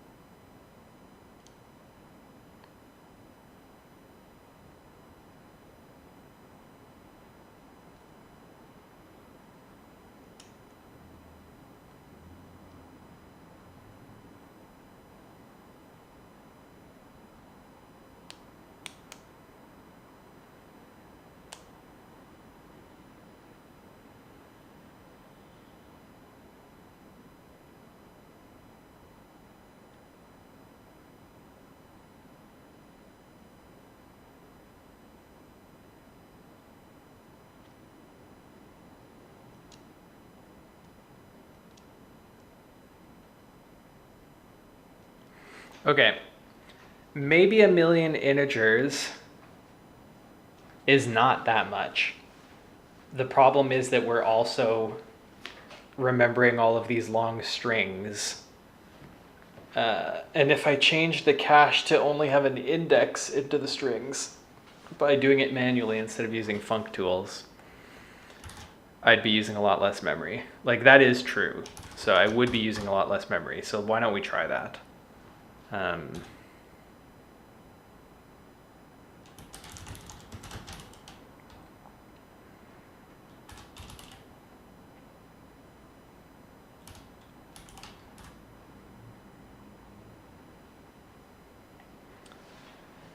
Um,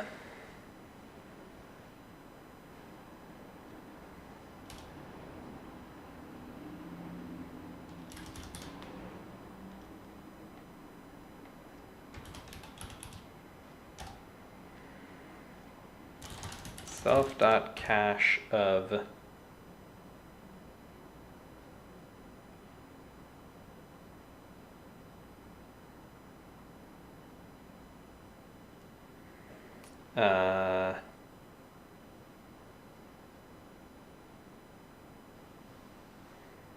I kind of have to change the function signature actually. Def rec self here, let's do it inside here. Def rec ij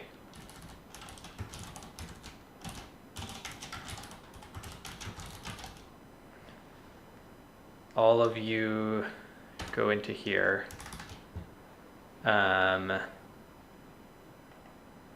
Don't call here st equals s starting at I, t starting at j, starting at j.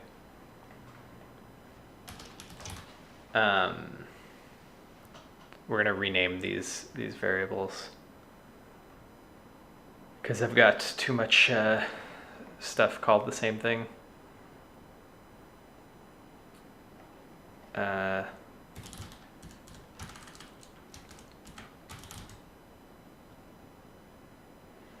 Okay, so we're not going to call num distinct, we're going to call rec.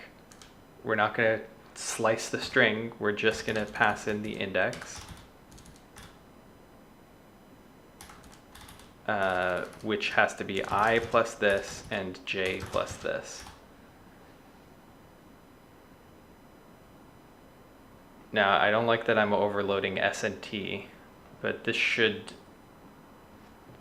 give the same answers as before. Let's just check that. Or we have to actually call it return rec of 0, 0. No, this won't give the same answers yet because this is not good to call these strings.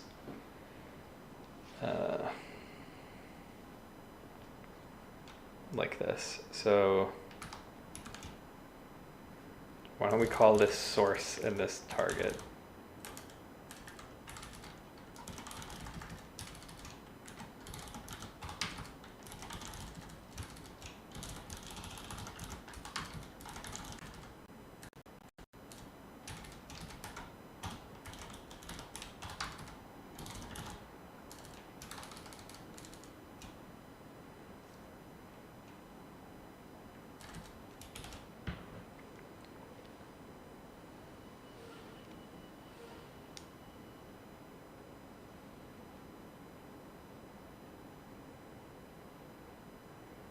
Okay, it at least gives the same answer from before. Let's add the caching.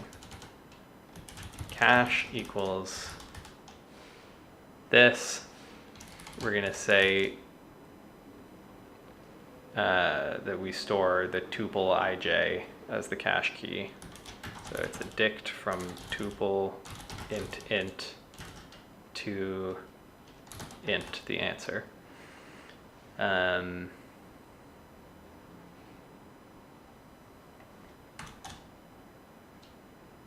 Cache of ij as a tuple equals ret. And then right at the start, if ij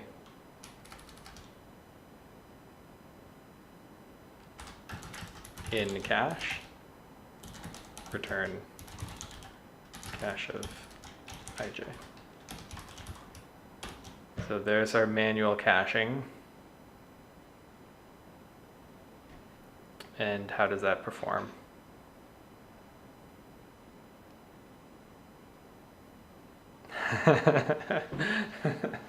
Okay.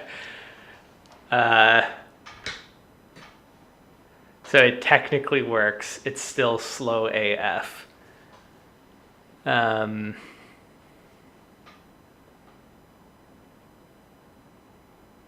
Well, for one thing, we're not caching everything we could. So cache of ij equals 1. 0, 0.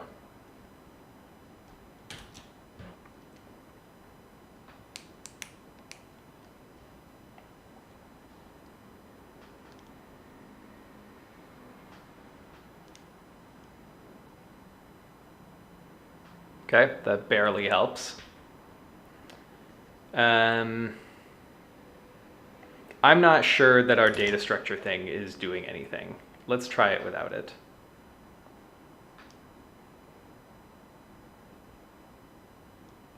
Yeah, the data structure just slowed everything down.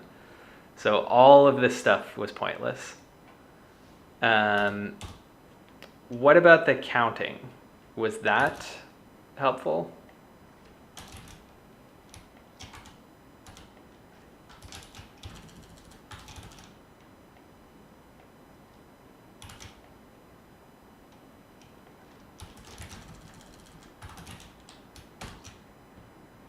Wait, I need to rename these variables.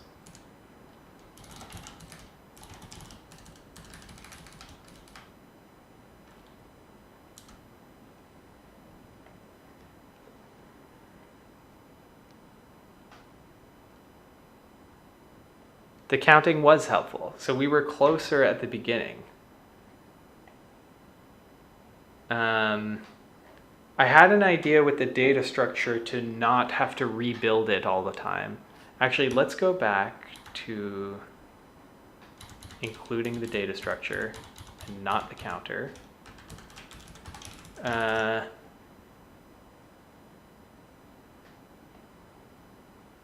We don't have to be rebuilding this data structure. We can build it once at the beginning.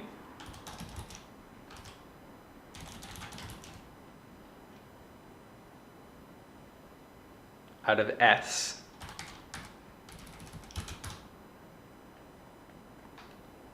And then data structure has subsequence equal to target.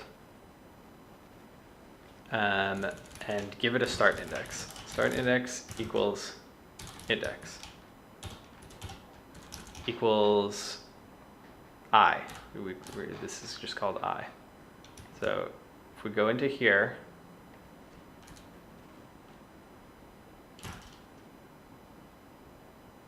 I, or start index,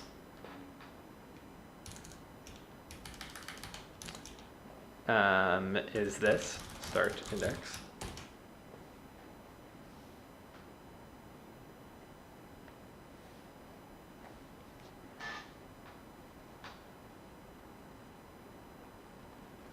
No, it even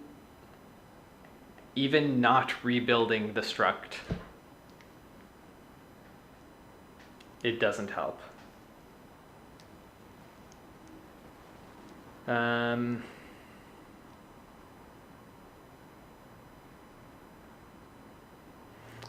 Interesting.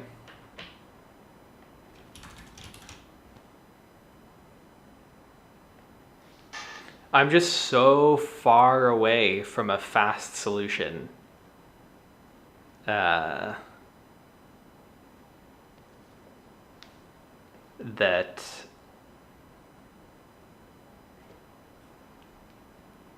it's a little, it's like I clearly don't even have the right idea here.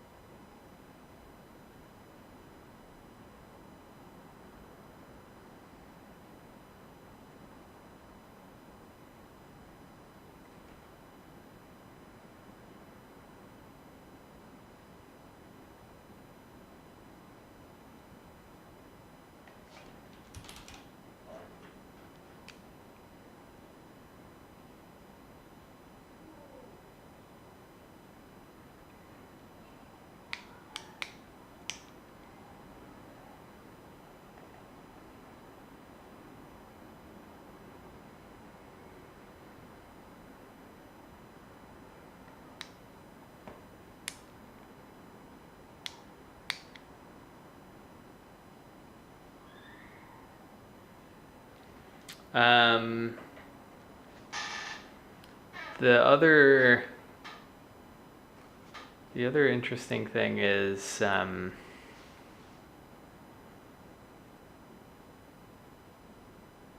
I don't actually have to do this recursively at all. I could just unroll the dynamic programming. And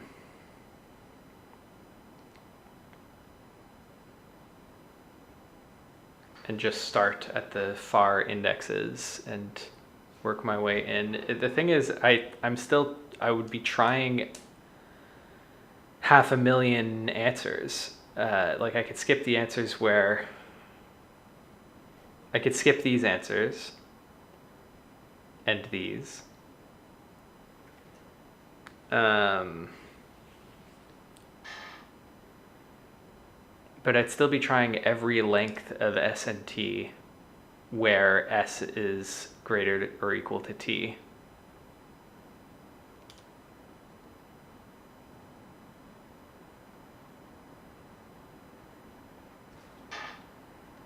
I guess I am interested in doing that because it would make it a little neater. So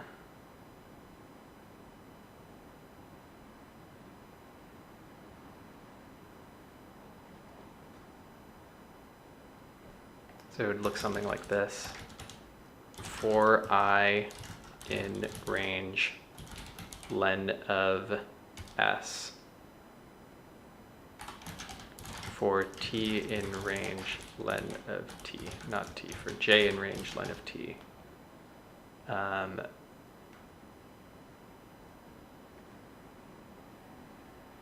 Then you do this.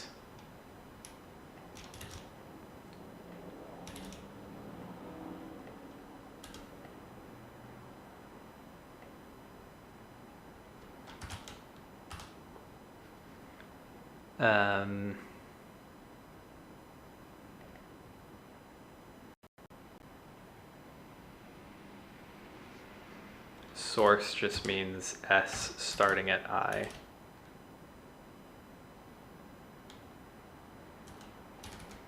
Target just means T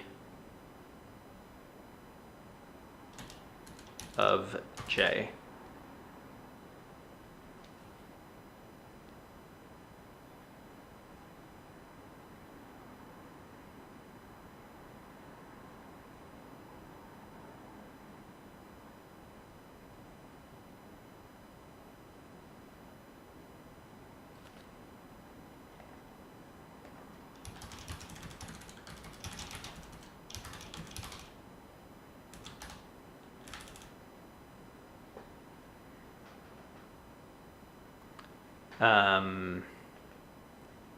This should be a default dict that starts with zeros in every position. None of this needs to exist. And then here you return cache of 0, 0.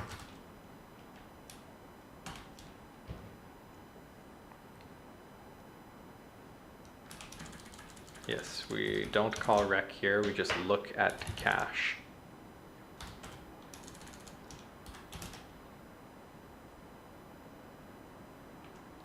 And I want to skip the, or wait, I'm doing this backwards. I want to skip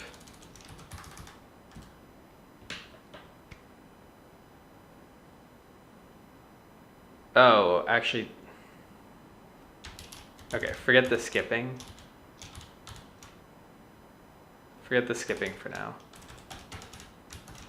To do skip ones where len of S of I is less than len of T of J.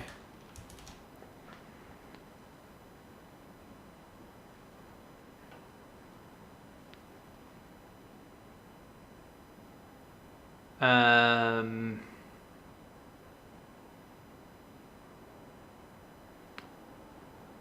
have to initialize stuff as 1. So everything where j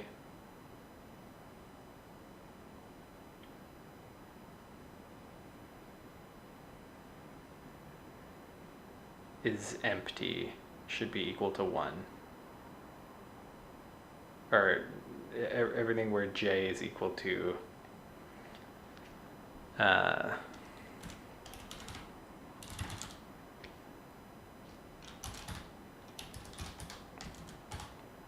if j equal to len of t minus 1 cache of ij equals 1. And just break or continue.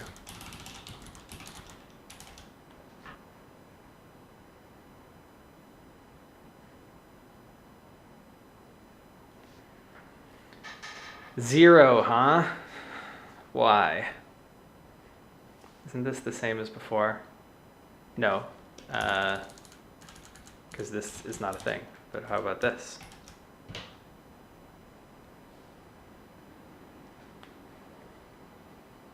Zero.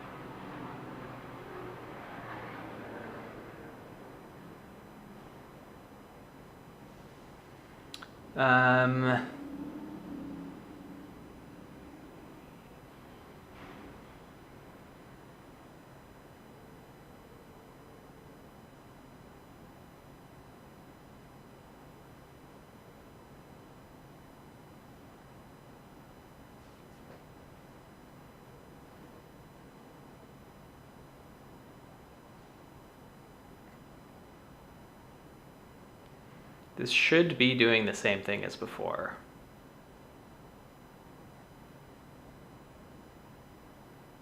Oh, I'm not iterating over them in the right order. I need to start on the end if I'm going to do this. Otherwise, it'll just be zeros at 0, 0. Okay.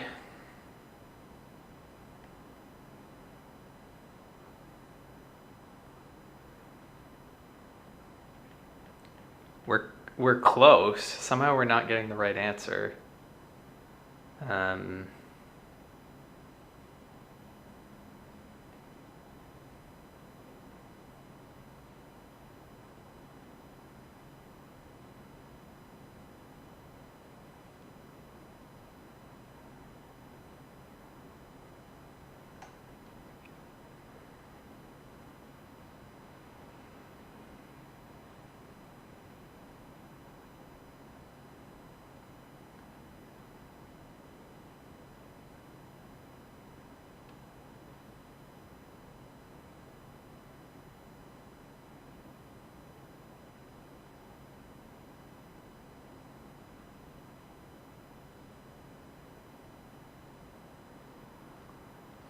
I'm not spotting the problem. I mean, maybe the, no. Because my answer is less than what's expected. What could make my answer less than what's expected?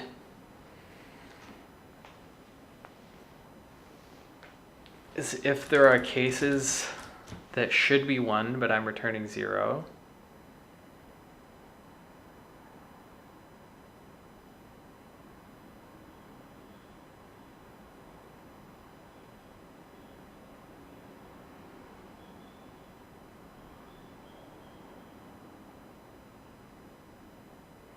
I guess one thing is I do need to make sure that all the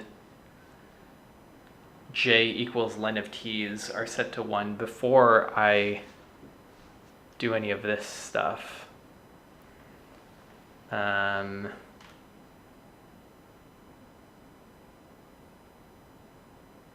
Yeah, that could be it.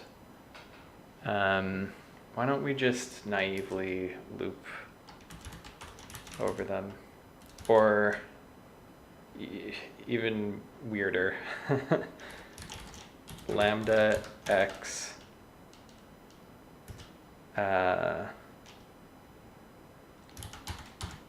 let's just make a function for it. Def default, this is the default dict initializer. The index is a tuple.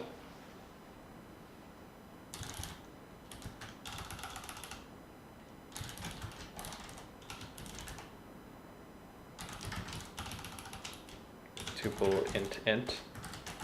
The return value is an int. If tuple of, and I have to do this inside here because I have to know what value I'm looking for. If j, basically ij equals tuple, or index, if j equals len of s minus 1, return 1, otherwise return 0.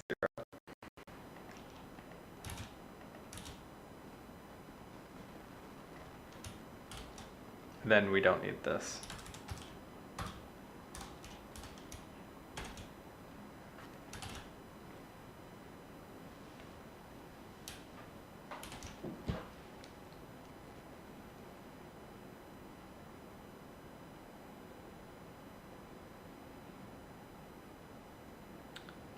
Initializer missing one. Oh. Does the default dict initializer not get to see the index? It has to return the same thing no matter what? Okay. Then let's just iterate over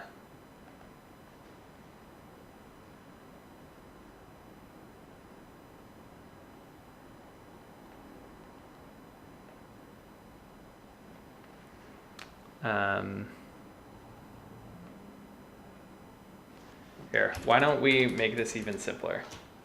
It's not a dictionary of tuples. It's a two-dimensional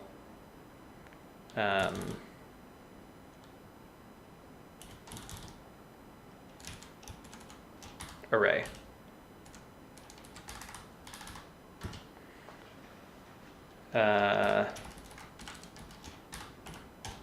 How is it initialized? Well, it is an empty array, or it's not empty. It's an array of length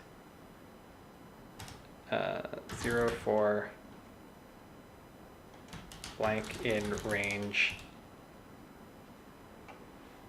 If the first index is s and the second index is t, then it's range len of s for blank in range len of t.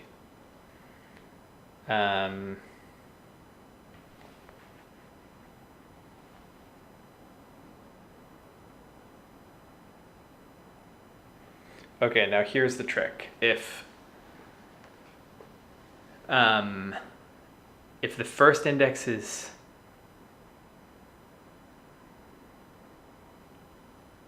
s, then I've halved this backwards. It should be like this. Now, if the second index is t, that means I can use the value of t here. So 0, 1 if j equals len of t minus 1, else 0. So now our cache is initialized to the right thing. It's not a tuple anymore.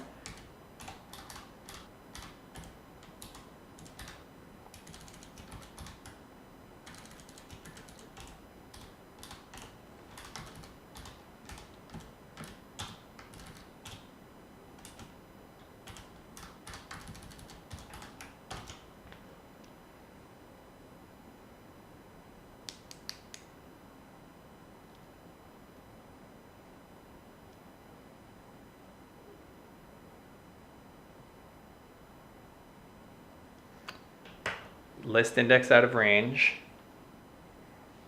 That makes sense.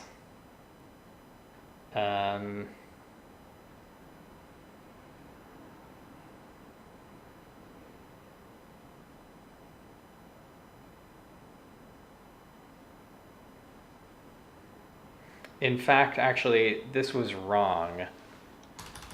It's 1 when it's empty, which means when it's past the end of the list. So this should be len of t plus 1.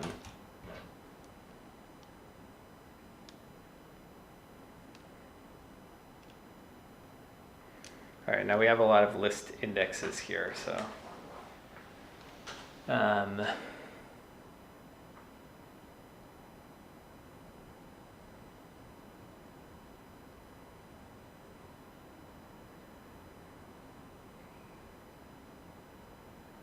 so what is out of range?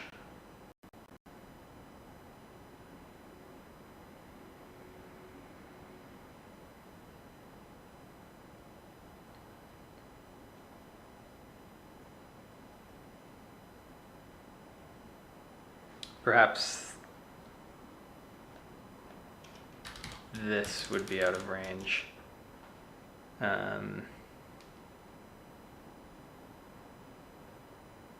Well, I think this actually also needs to be plus 1 to account for the empty, for the value when the string is empty, so the one right after. How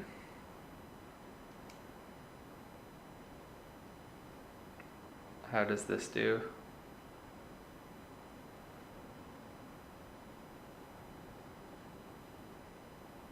Slow.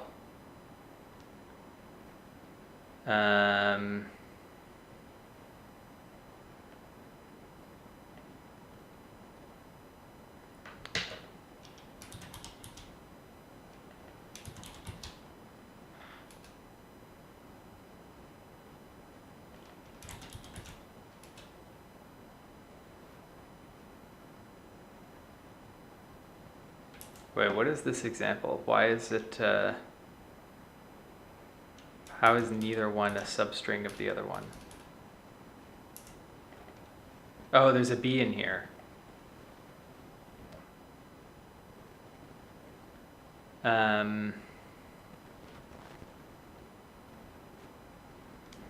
So the thing is, this solution has none of our optimizations. Like it doesn't,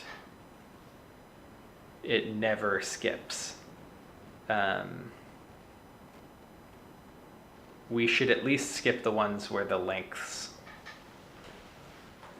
are impossible. So we can do that here by just saying if len of, like basically I could just type this, but we don't actually need the slices. We can just check the indexes.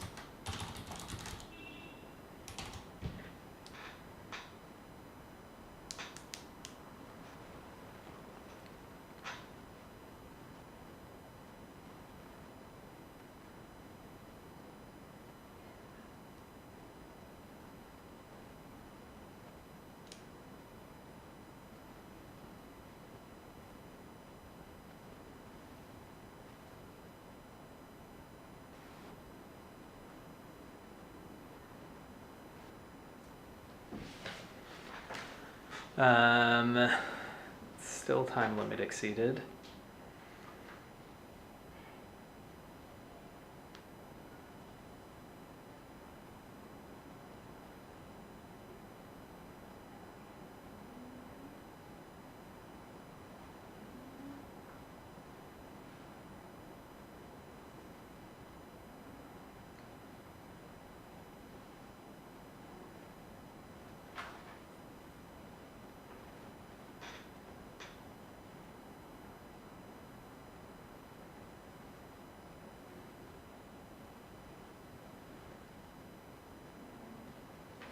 That's confusing, because at this point it should be as fast as the versions the version that I had without this.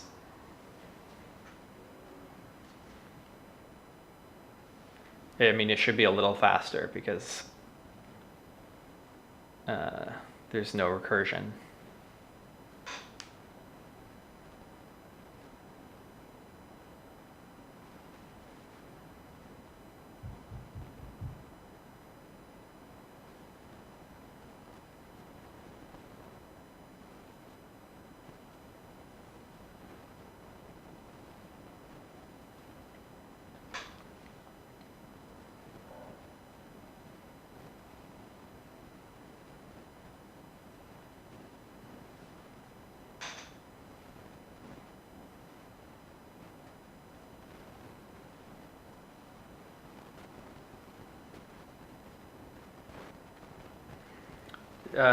One interesting thing is I can break here instead of continuing because I know that all the subsequent j's are also going to fail this condition. So that's a legitimate improvement over the last solution. But I should already have been faster than the last solution, so I'm missing something.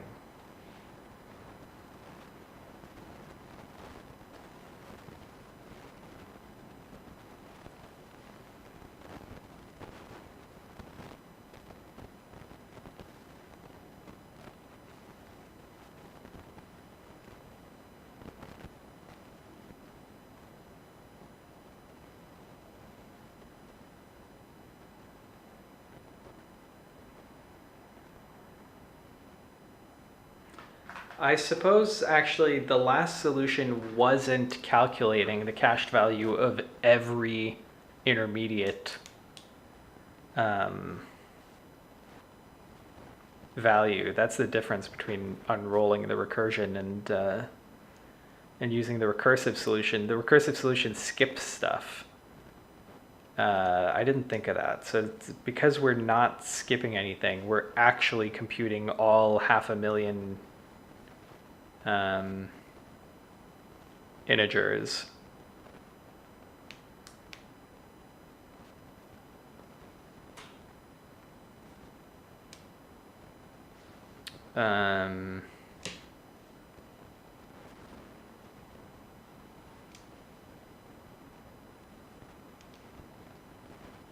That could make this slow.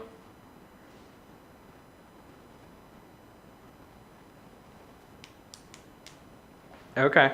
I mean, I don't want to give up. I want to see if I can actually figure this out on my own.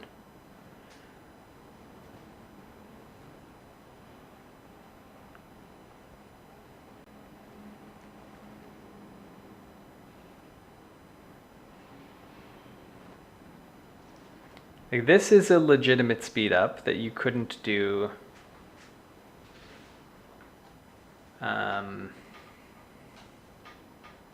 in the recursive solution, but the recursive solution can skip branches, which you can't do in the dynamic programming solution.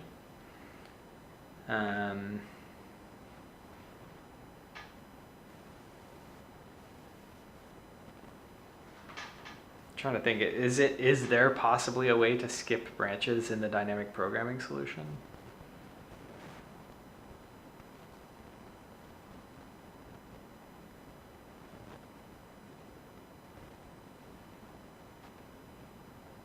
Yes, technically. I mean, it doesn't save you a lot of time though. Like I could shortcut here and say cache of this thing is 0 and move on, as in like skip or continue. But what does that save me? It saves me iterating through a string. So I'd have to, whatever I do needs to be faster than iterating through the string once.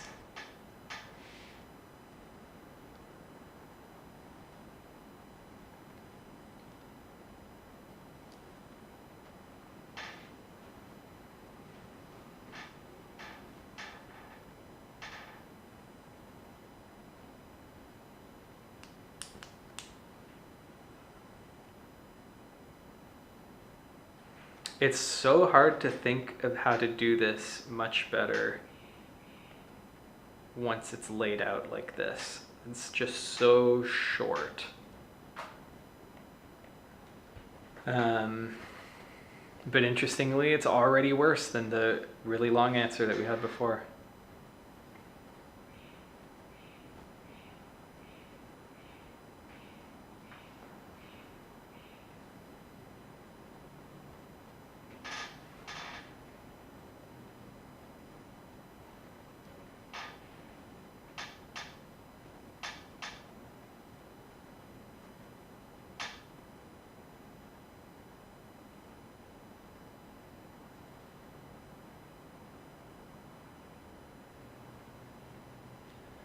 Hmm.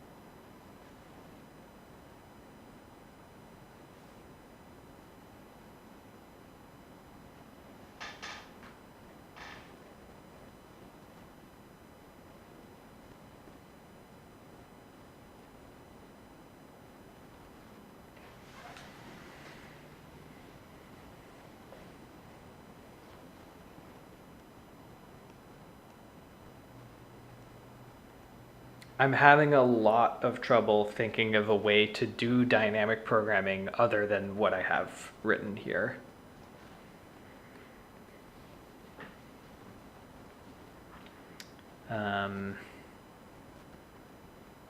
I just think this is probably the best you can do it as a dynamic programming answer, unless there's ways to skip, like, while you're all the way out here.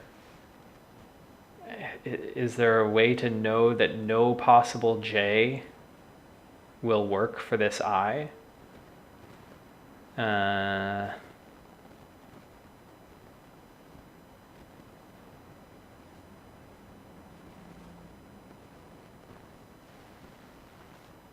That there's no possible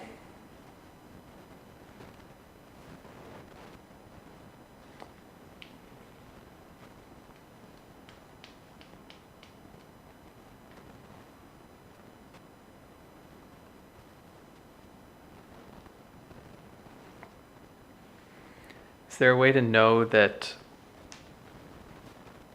with this source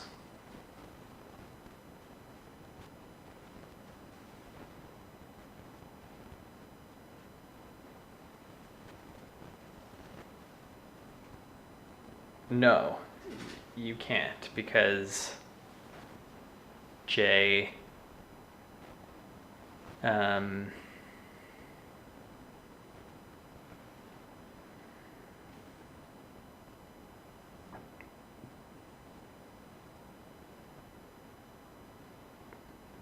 you can't, because there will be a way. Eventually the target will be small and empty, and then the answer will be 1. Though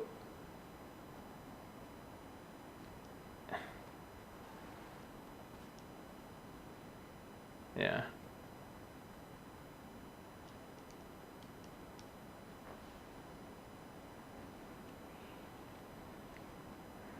If we flipped I and j, is there a way to say there's no possible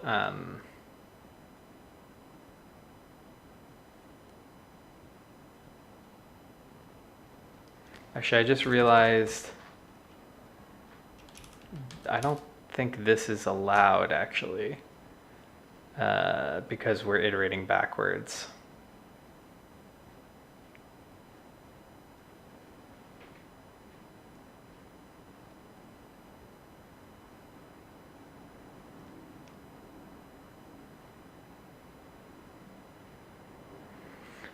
Okay, but what if we did it the other way around?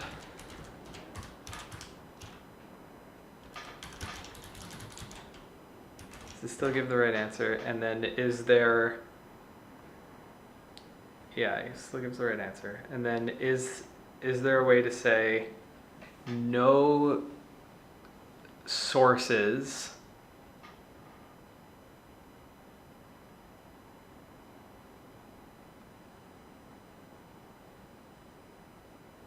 can give you, no more sources can give you an answer?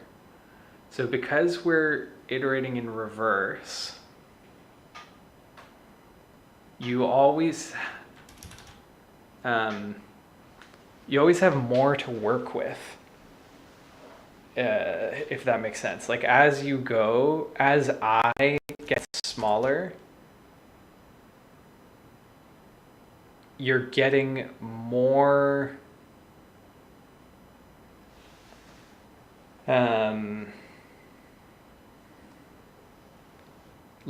characters in the source string. So if you can't do it now, you might be able to do it later. But if we iterated forwards through I, then if you can't do it now, you know you can't do it later because you're getting less resources to work with. Am I allowed to iterate forwards through I? So that would be like this. The answer is only if I know that these values will be defined while iterating forward. So, and the answer is yes. So I'm always looking at a forward value of the first index and a forward value of the next index. And we already, because we're iterating over these on the outside, we know that this part will always be defined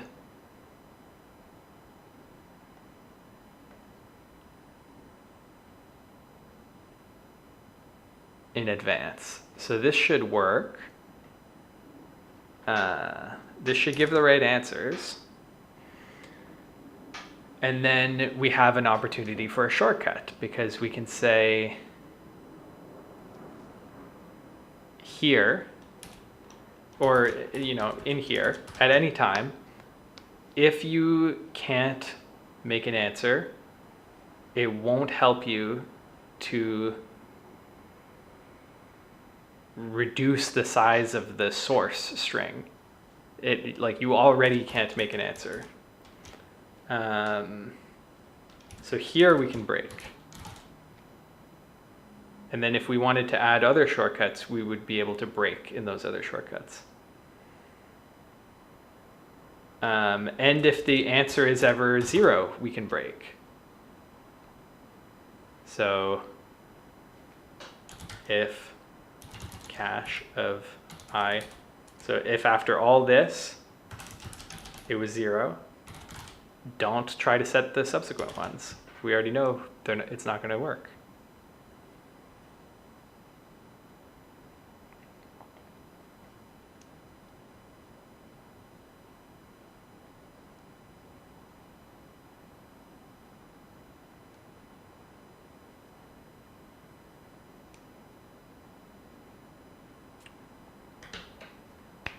Too weak, too slow.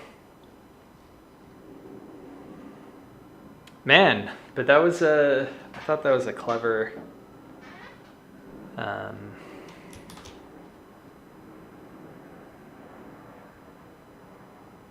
trick that we were trying to pull there.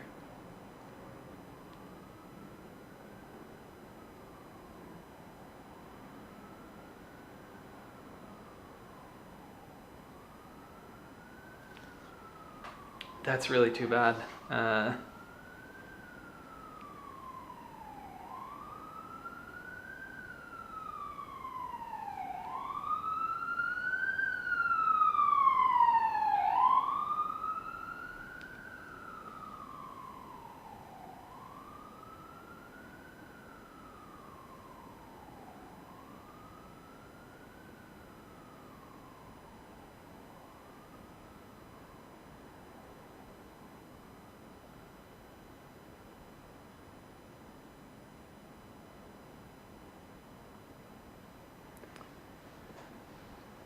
All right. Well, no. I was going to say we could take other shortcuts. We actually don't even need to take this shortcut.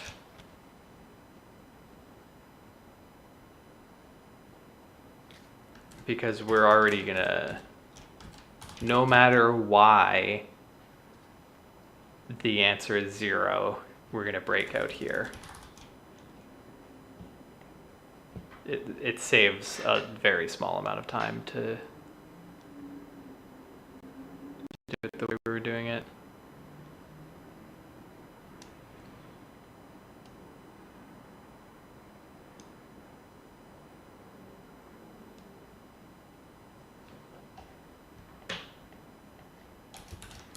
We already couldn't do it with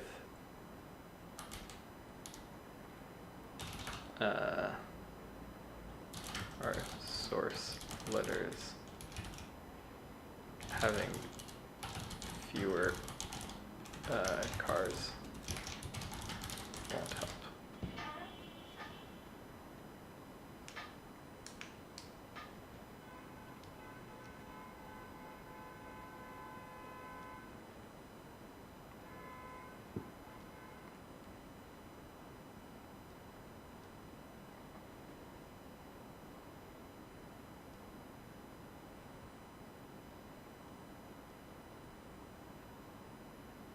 What a shame.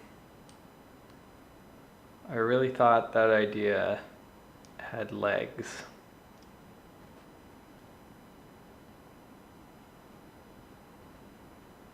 I mean, at this point,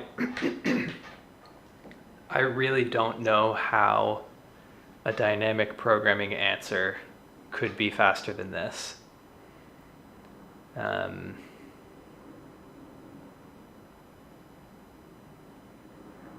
We're skipping so much. Like, every time we can't find an answer, we skip that whole the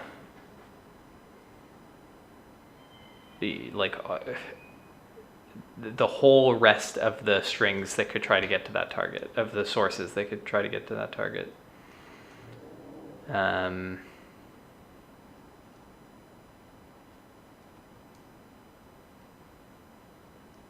Which makes me think the issue is purely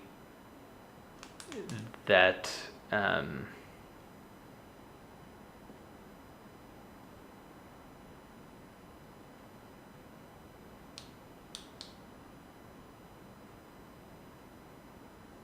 don't know, it's confusing. I don't know why it's so slow anymore.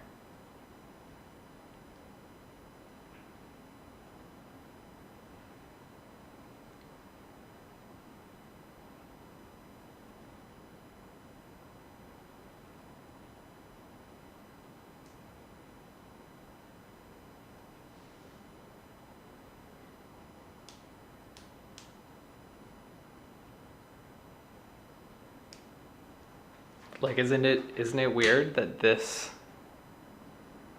should be slower than this?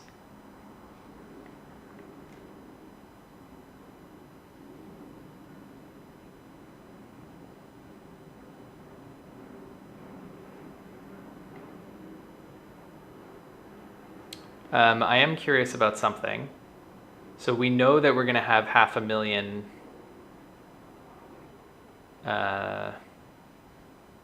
values in the cache. Okay, I'm curious about two things. First of all, if we did nothing except initialize the cache, is that already too slow?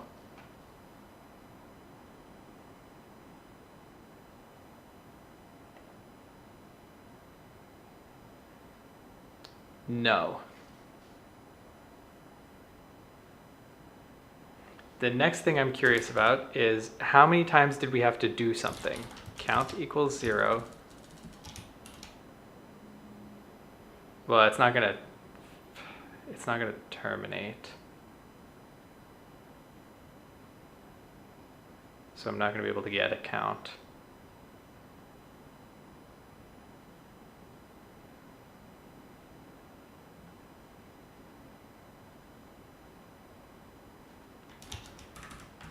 Uh,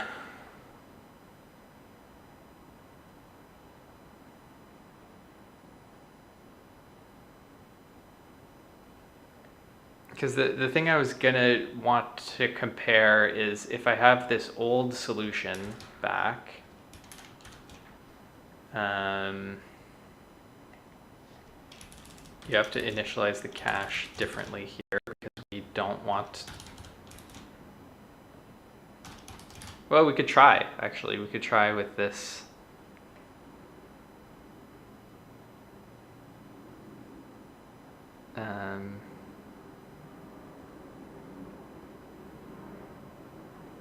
Huge cache.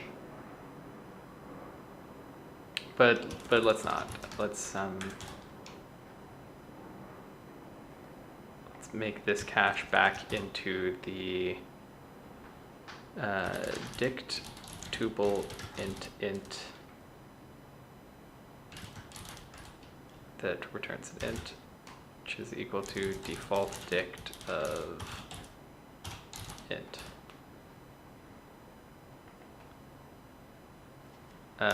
So this, we're back at the faster answer here. Yes. How many things does this actually do? Print len of cache. Can you do that? Yeah, I think you should be able to. How many keys are in the cache?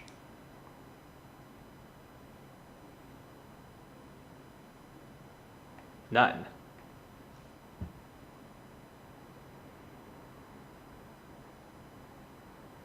None?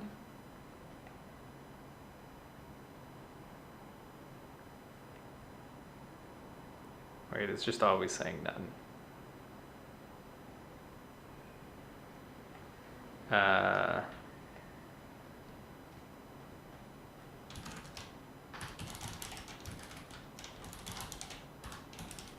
Tell me the number of cache keys.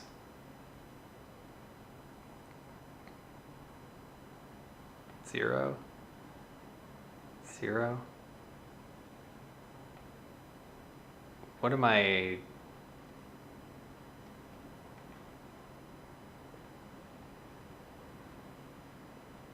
How can it be zero?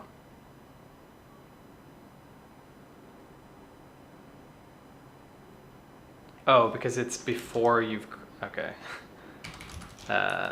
Ret equals that, return ret. And it's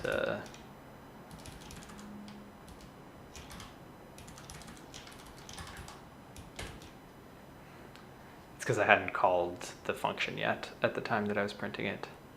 Okay, so over here, it is almost 500,000, like we had to do almost 500,000 steps.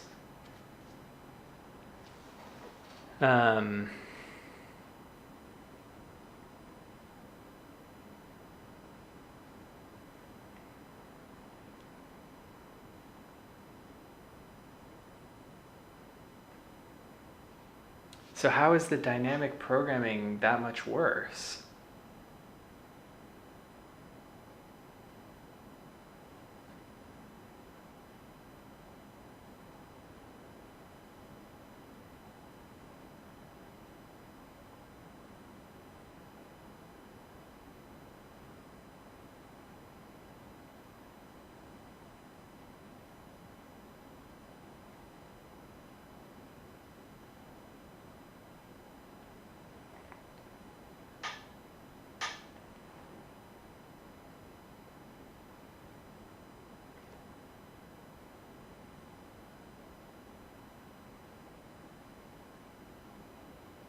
Because isn't the dynamic programming also only going to do like 500,000 steps? Let's bring back the dynamic programming. Let's try to think of a way we can count the number of steps it's doing. Because obviously I can just do this, count equals 0.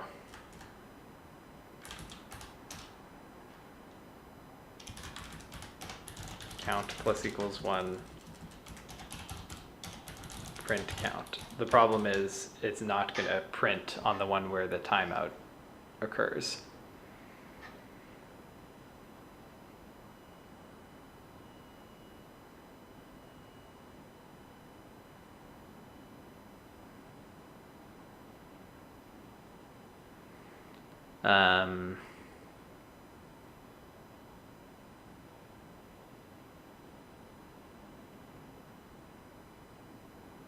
What if we try ending early? Only go over half of the...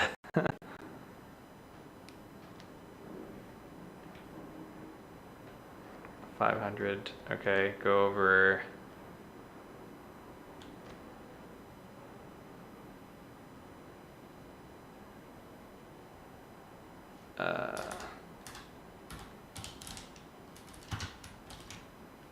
all but 10 of the rows of J.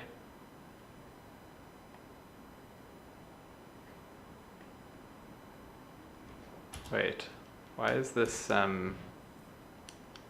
finishing so much faster?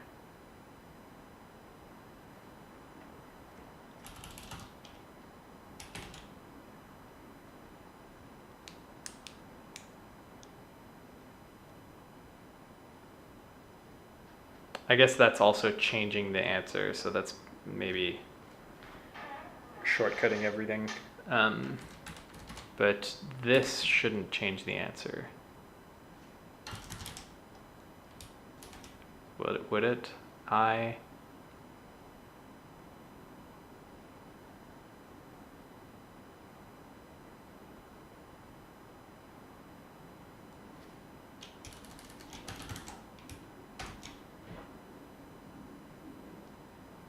If we're only looking for half of the string, the source string.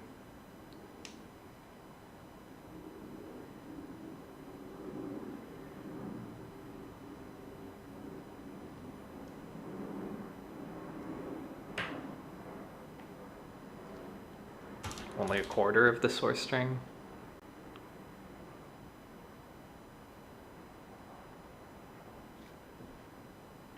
Super slow. Super slow. But we only looked at 32,000 things. We looked at almost 500,000 in the other one, which was more than 10 times faster. So,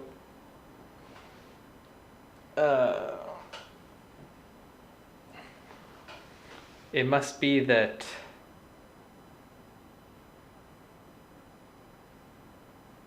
well, in the other one I was counting cache keys, and that's what I'm doing here too.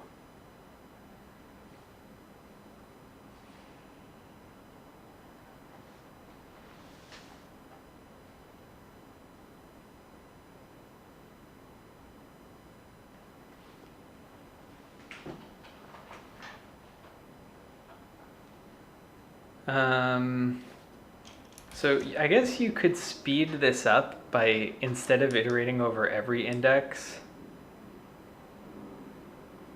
skipping to the ones that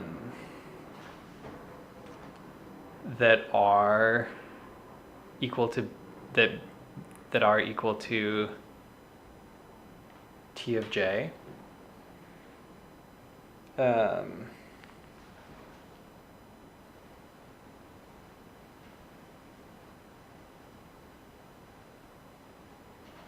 So in theory, if we went back to having this data structure,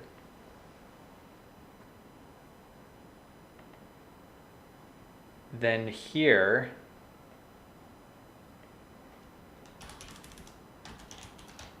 instead of going through every index and checking if it's T of J and then doing the thing there, we could skip through the indexes of the right letter. So this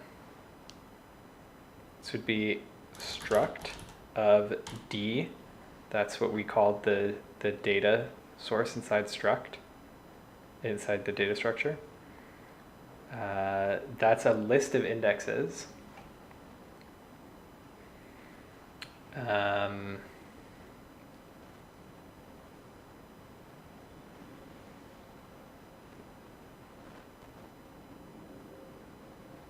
We kind of want to do the binary search again. So maybe we give this a new method that says just give me the first index self C is a character.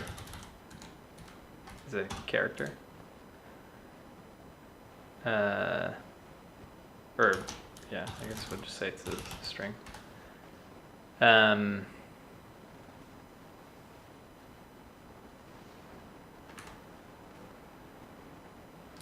After is an int, or greater or equal.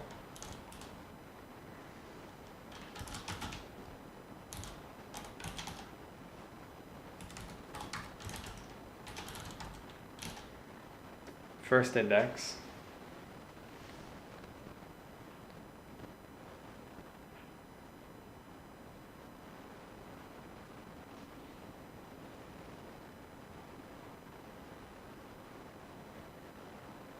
it's not the first I actually want all indexes that come after.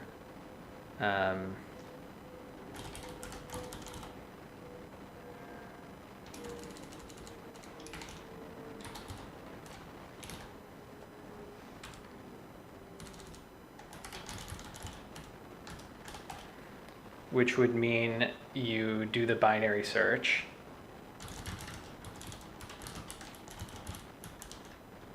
On self.d.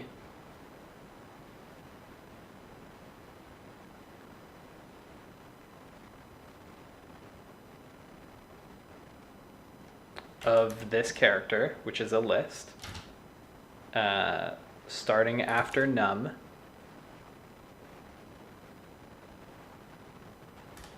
And then you return self.d of C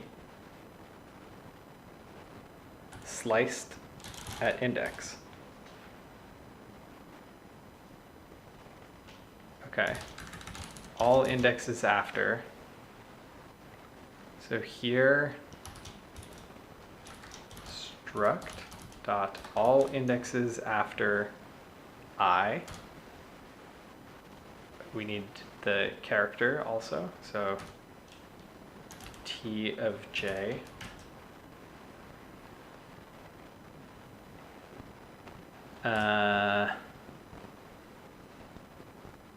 This is for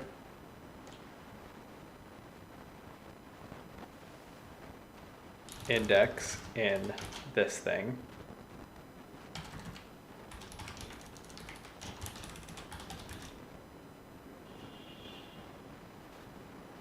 Okay, so we've replaced an n with a log of a bigger N, which, oh,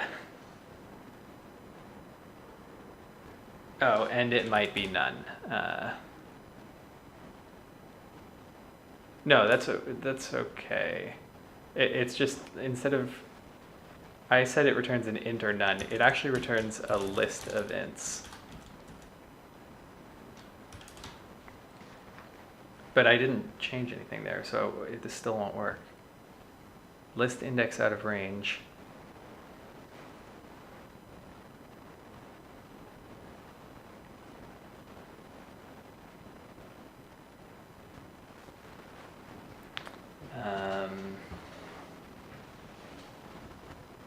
Because index is not subtracting I anymore.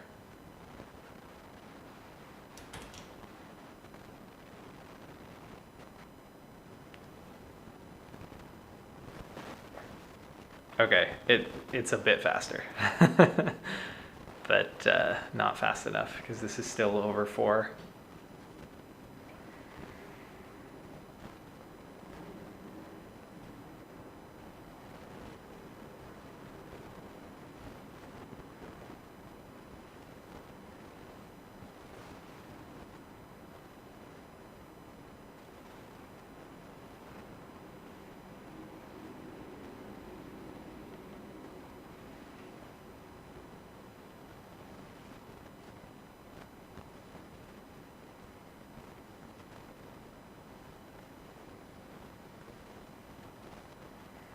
We could add a little cache on this thing. I don't think that's going to make a difference though.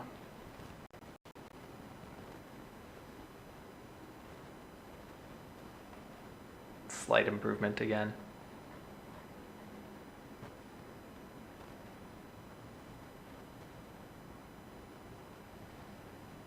Only 32,000 like cache writes. We were able to do 10 times as much with the recursive code. Although maybe we're running out of space early because of the fact that these are, this is a 2D array instead of like we're running out of time early. No, because well, yeah.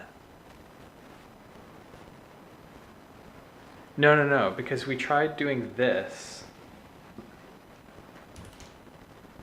And that finishes quickly, I think. Yeah. So we're not running out of time just building the cache. We're running out of time doing the stuff. Doing the 32,000 things.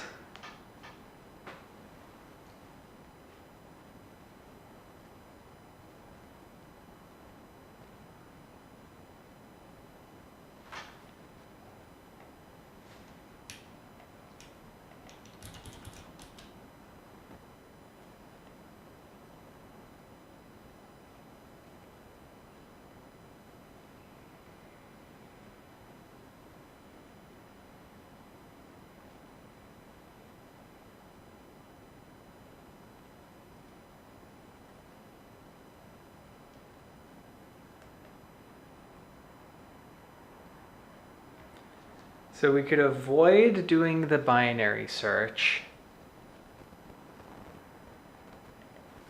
if we reconstructed the struct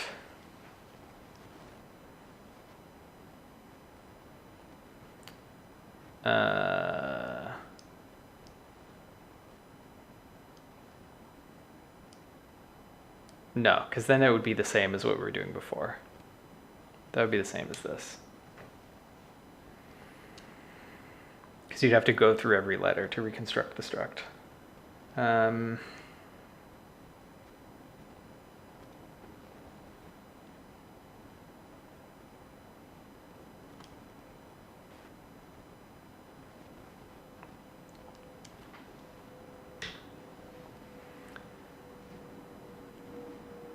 This is killing me. It's taking me so long, but I feel like I'm so close. I don't want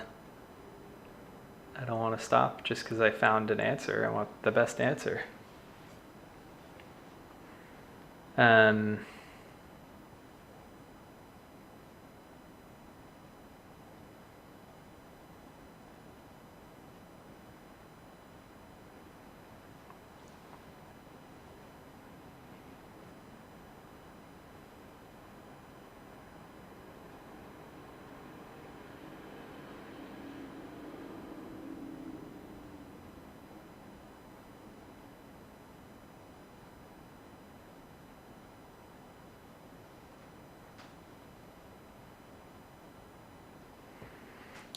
It's it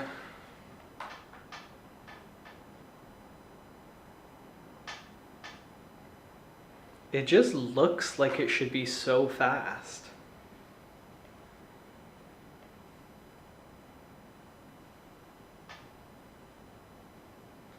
For each substring of the target string, it's not substring, it's for each ending of the target string, for each, length of the end of the target string.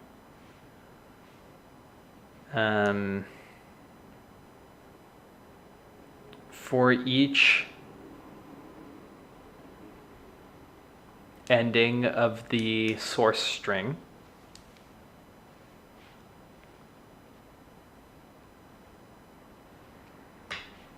The answer is a sum over stuff that we've already figured out. And it's a sum over, just look at the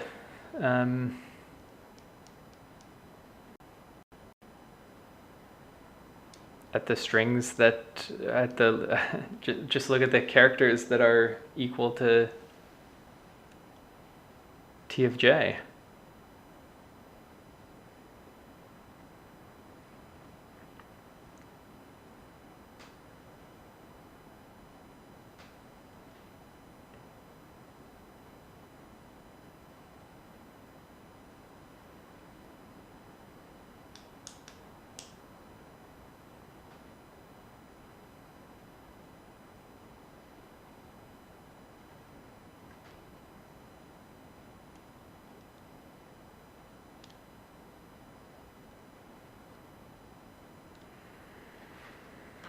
How can you be faster than that? I mean, I'm really confused. I am still confused about why the recursive answer is faster. I don't understand that. It's not the fact that you have to initialize 500,000 cached values, because if we comment this out, this part's fast.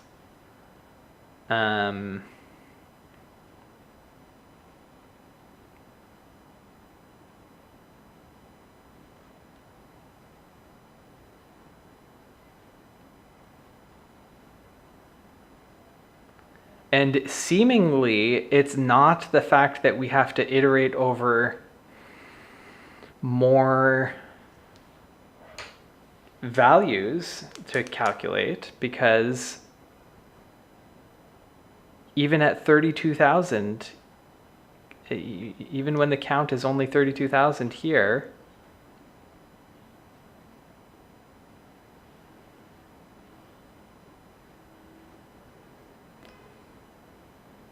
it's slow, whereas this one's fast when the count is all the way up to 300,000. You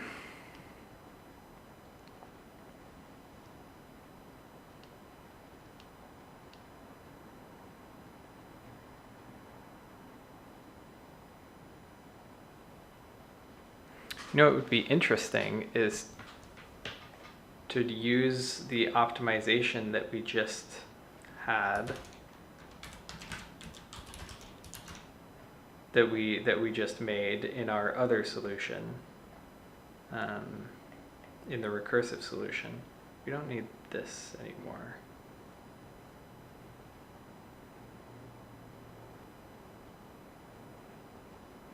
Let's keep it for now.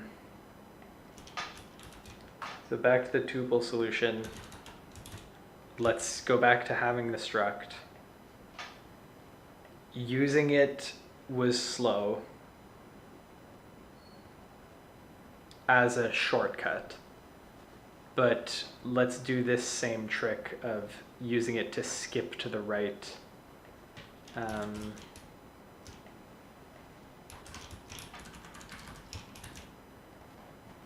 Places instead of iterating over everything. So for index,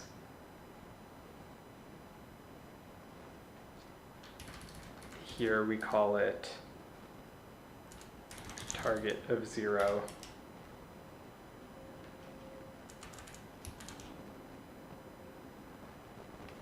Do we have I? Yes. Then you just do this.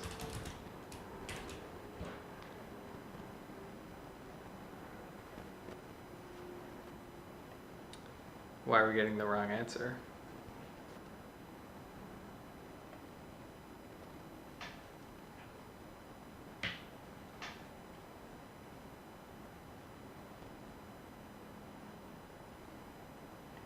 Is this the thing giving me the wrong answer? If I go back to what it was, does it give me the right answers? Yes. Okay, so what am I doing wrong here?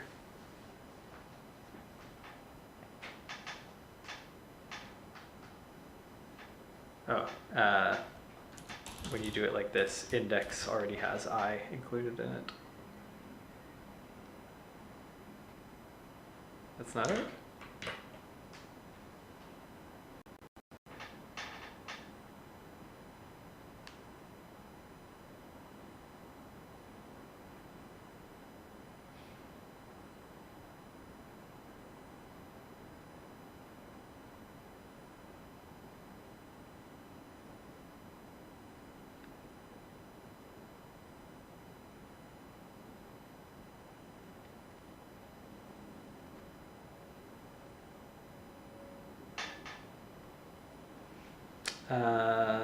That's not it. Why is that?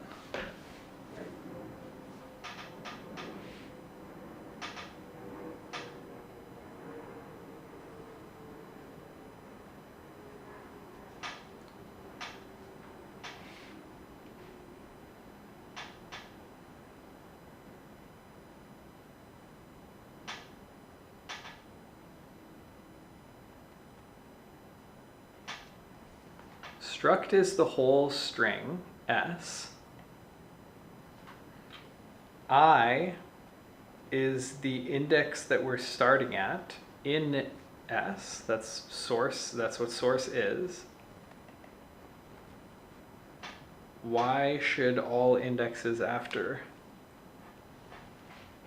not give me the right answer?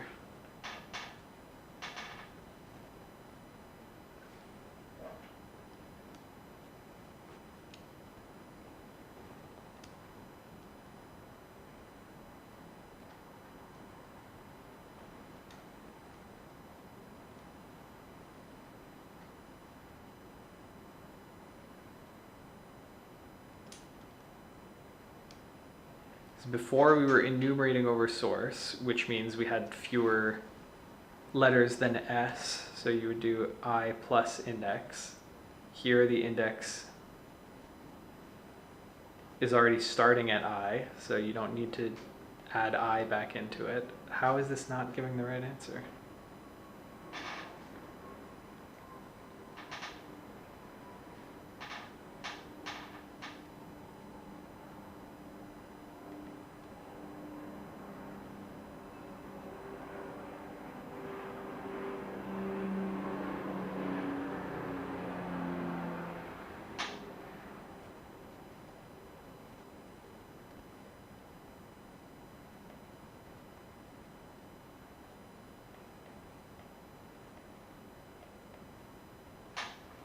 We're saying the output is 0.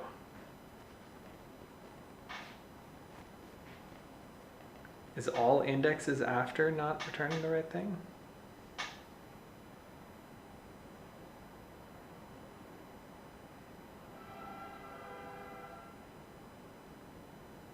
Binary search should return the values greater or equal. Or it should be the first index that's greater or equal.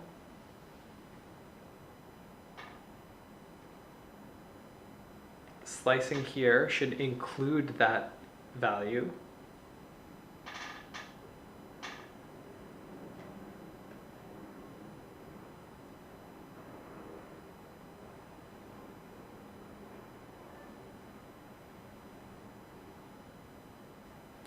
If the index is none,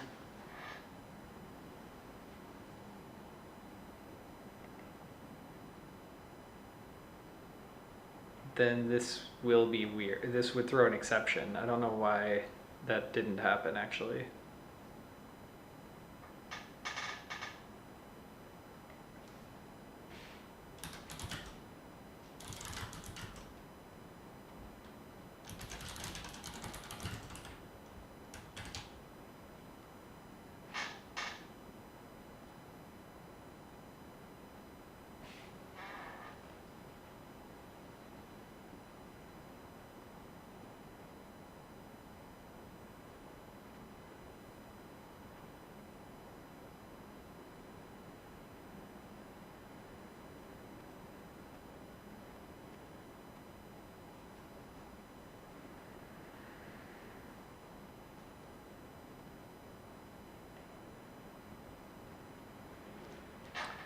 All right, well, let's start printing stuff, I guess.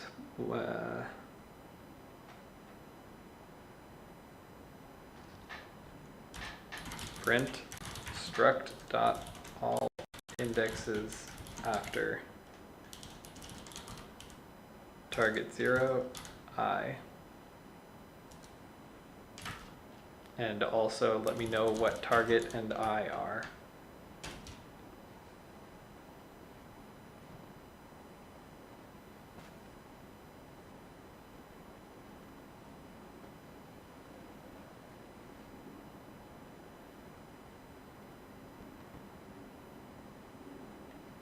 Target is rabbit, I is 0. 0 is right.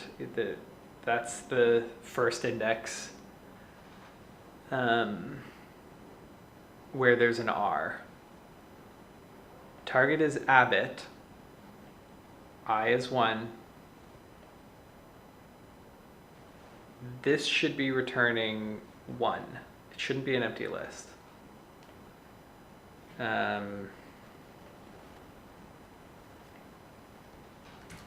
Print me struct.d at the same time.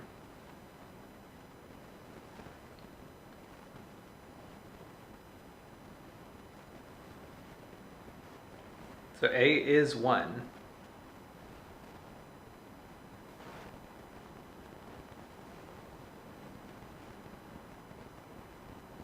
A is 1 here. All indexes after should have returned 1. Inside all indexes after, tell me what you found.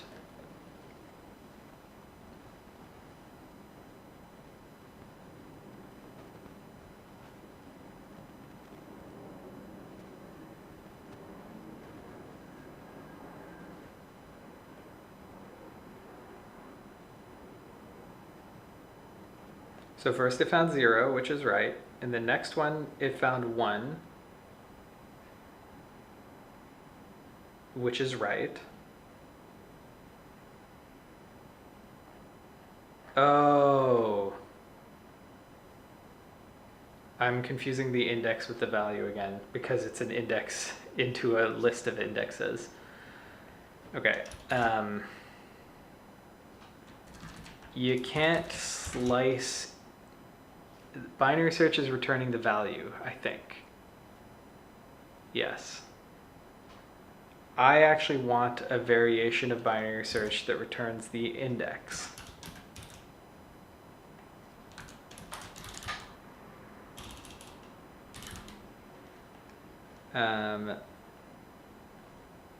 So don't return nums of whatever, just return R.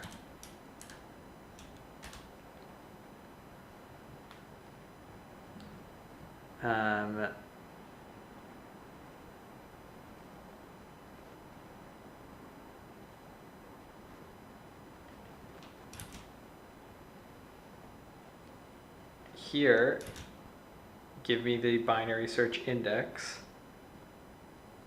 Yeah.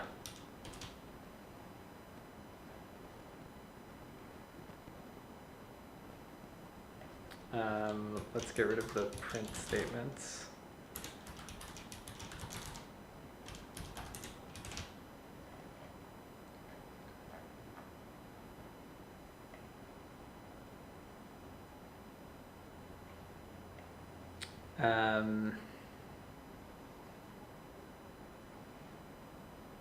Yeah, I was going to say, in theory, this is slightly faster. It is slightly faster. This is the best answer we've had so far, but we don't like it, do we?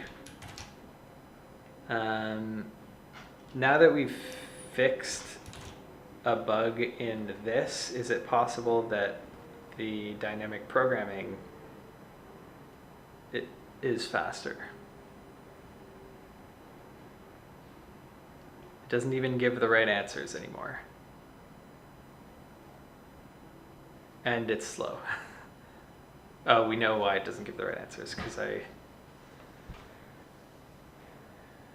because we're not looking for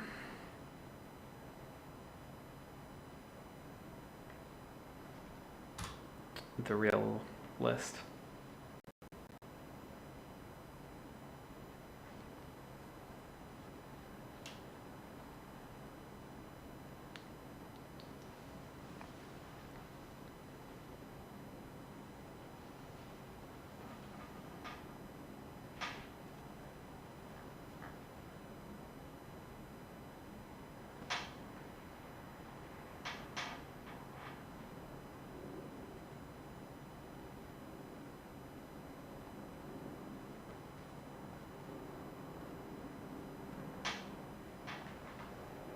Still very confusing.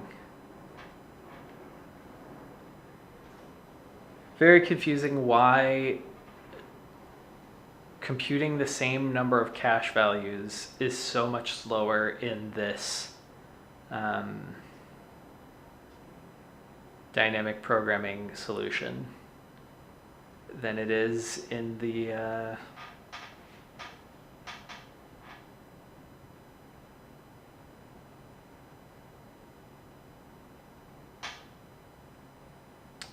recursive solution.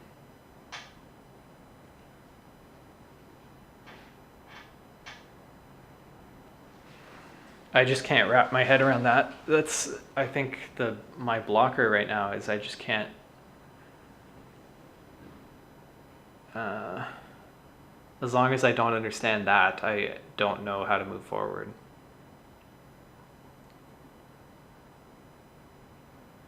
With the dynamic programming, because I don't know why it's slow, because the only reason in my head it could be slower is because it's computing cache values that get skipped in the recursive solution, but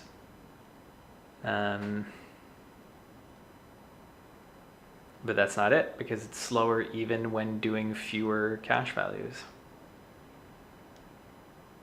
And it just doesn't seem like that should be the case.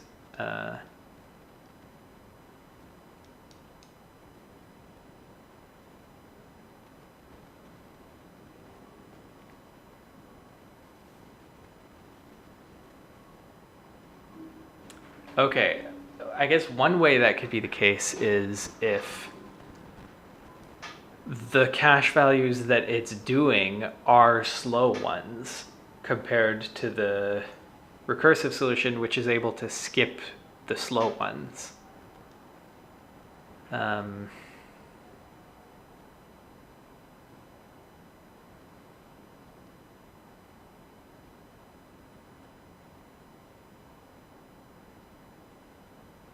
The only problem with that is that none of them can be that slow.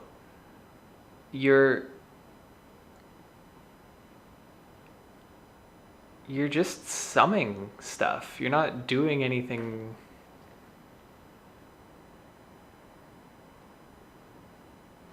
hard.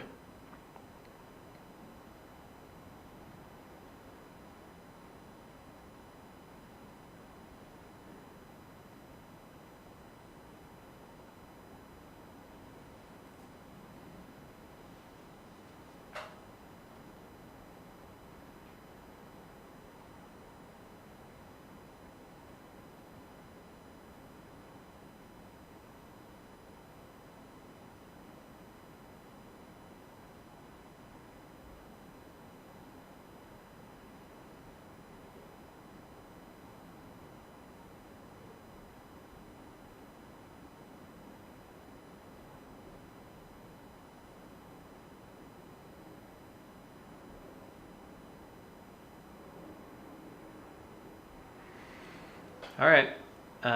Well, we've been at this for so long now.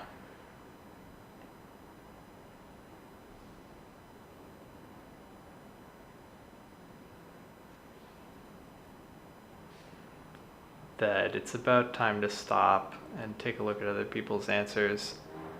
There's one thing left that I could try that I think has no hope of helping.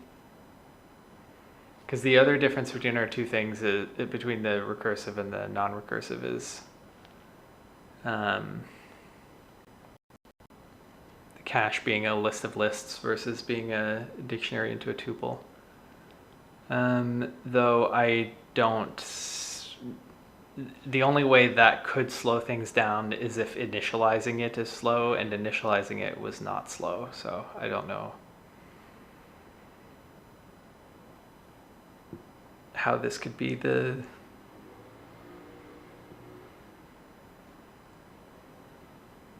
deciding factor. But we could try just for fun to let's not even try. That's not it. That's not going to be it. I was going to say we could try to make this into a dictionary of tuples.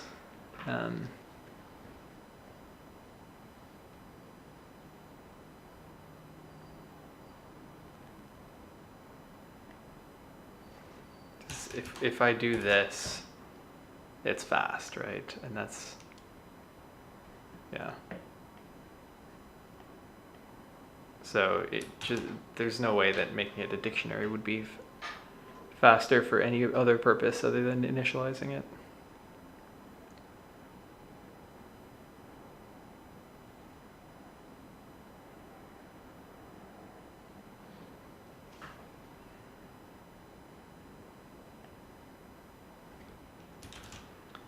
All right, well, this is our final answer. Not happy about it.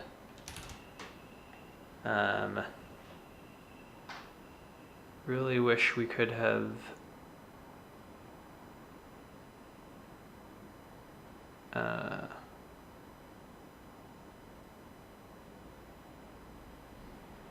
found an improvement.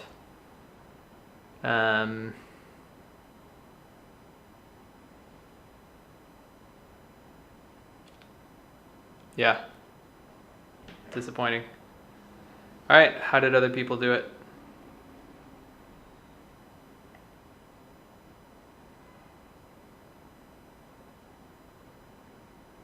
Oh, this is multiple different solutions.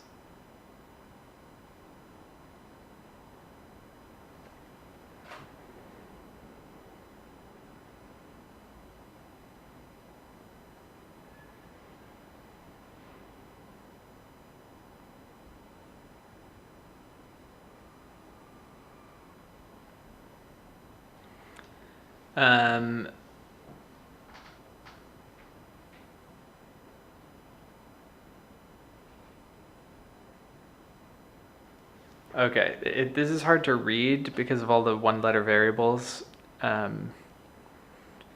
but I think we can understand what's going on here. So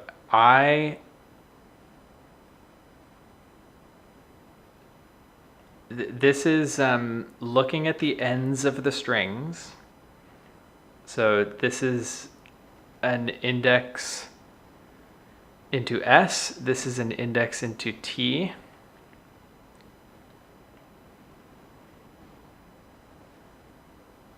Starting from the end.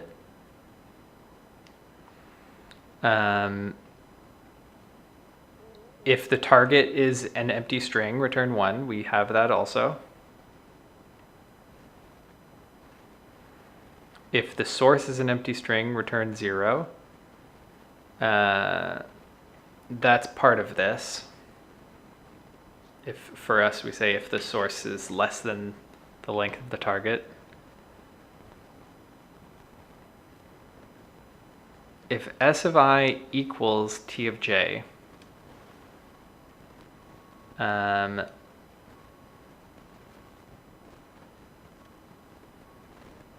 that's saying if the first character in S is equal to the first character in T,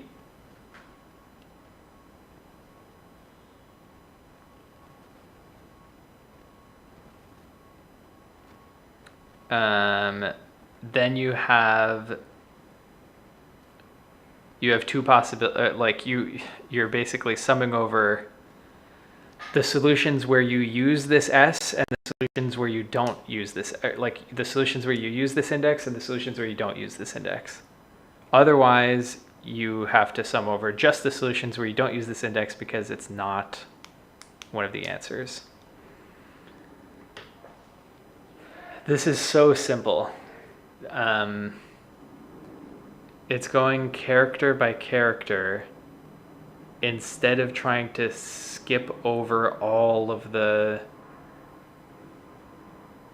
characters that you could do. So here, instead of going over all the characters you could do, basically our recursive case, we have the same base cases. Our recursive case is consume whichever character from source you can and try all of those and sum the answers, sum the solution for all of those. Their recursive case is consume the first character or don't. So they branch to 2 places on each branch. So in a way, this is the same as what we're doing. They don't get to skip ahead to the answers with the right letter the way we are doing. So I would think this is slower than what we have.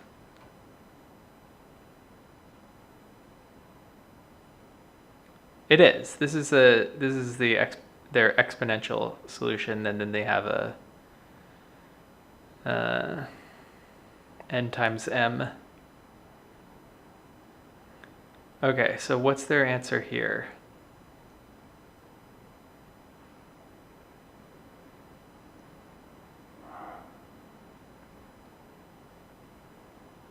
It's the same as before, but they cache it. Okay, so that we did this also.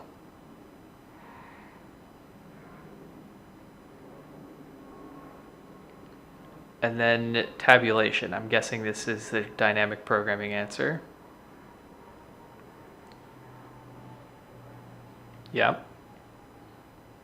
And it's the same thing, but they're just dynamic programming instead of caching. Instead of caching. Recursing.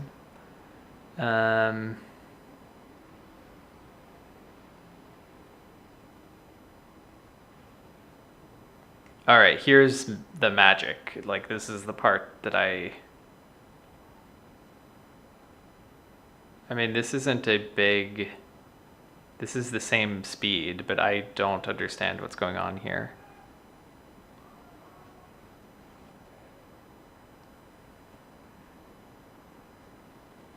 These are just optimizing space.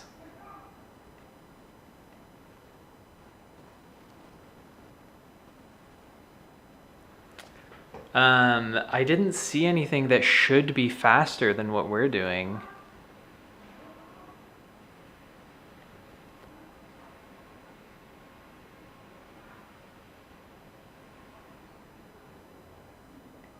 Dynamic programming solutions.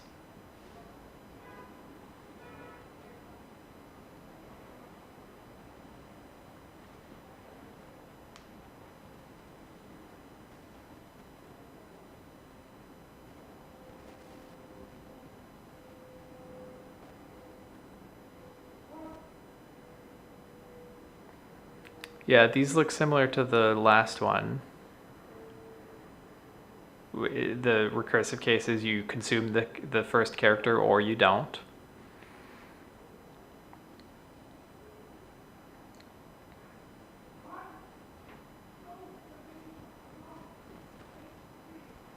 It's so interesting that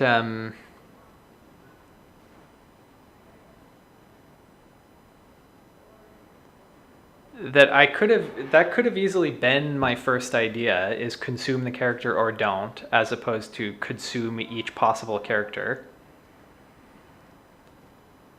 But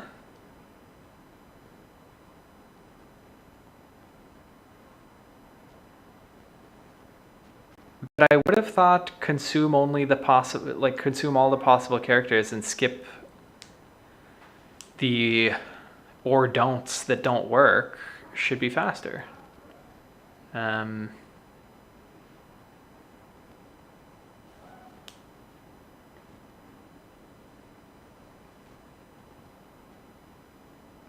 Oh, this is something weird.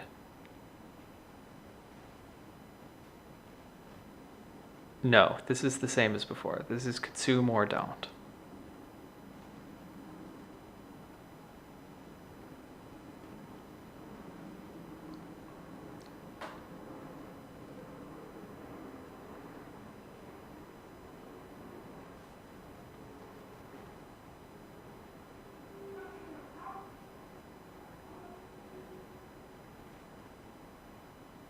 Okay, well, I doubt anyone will ever get to this point in the video, but if anyone ever does, let me know why my solution is slower.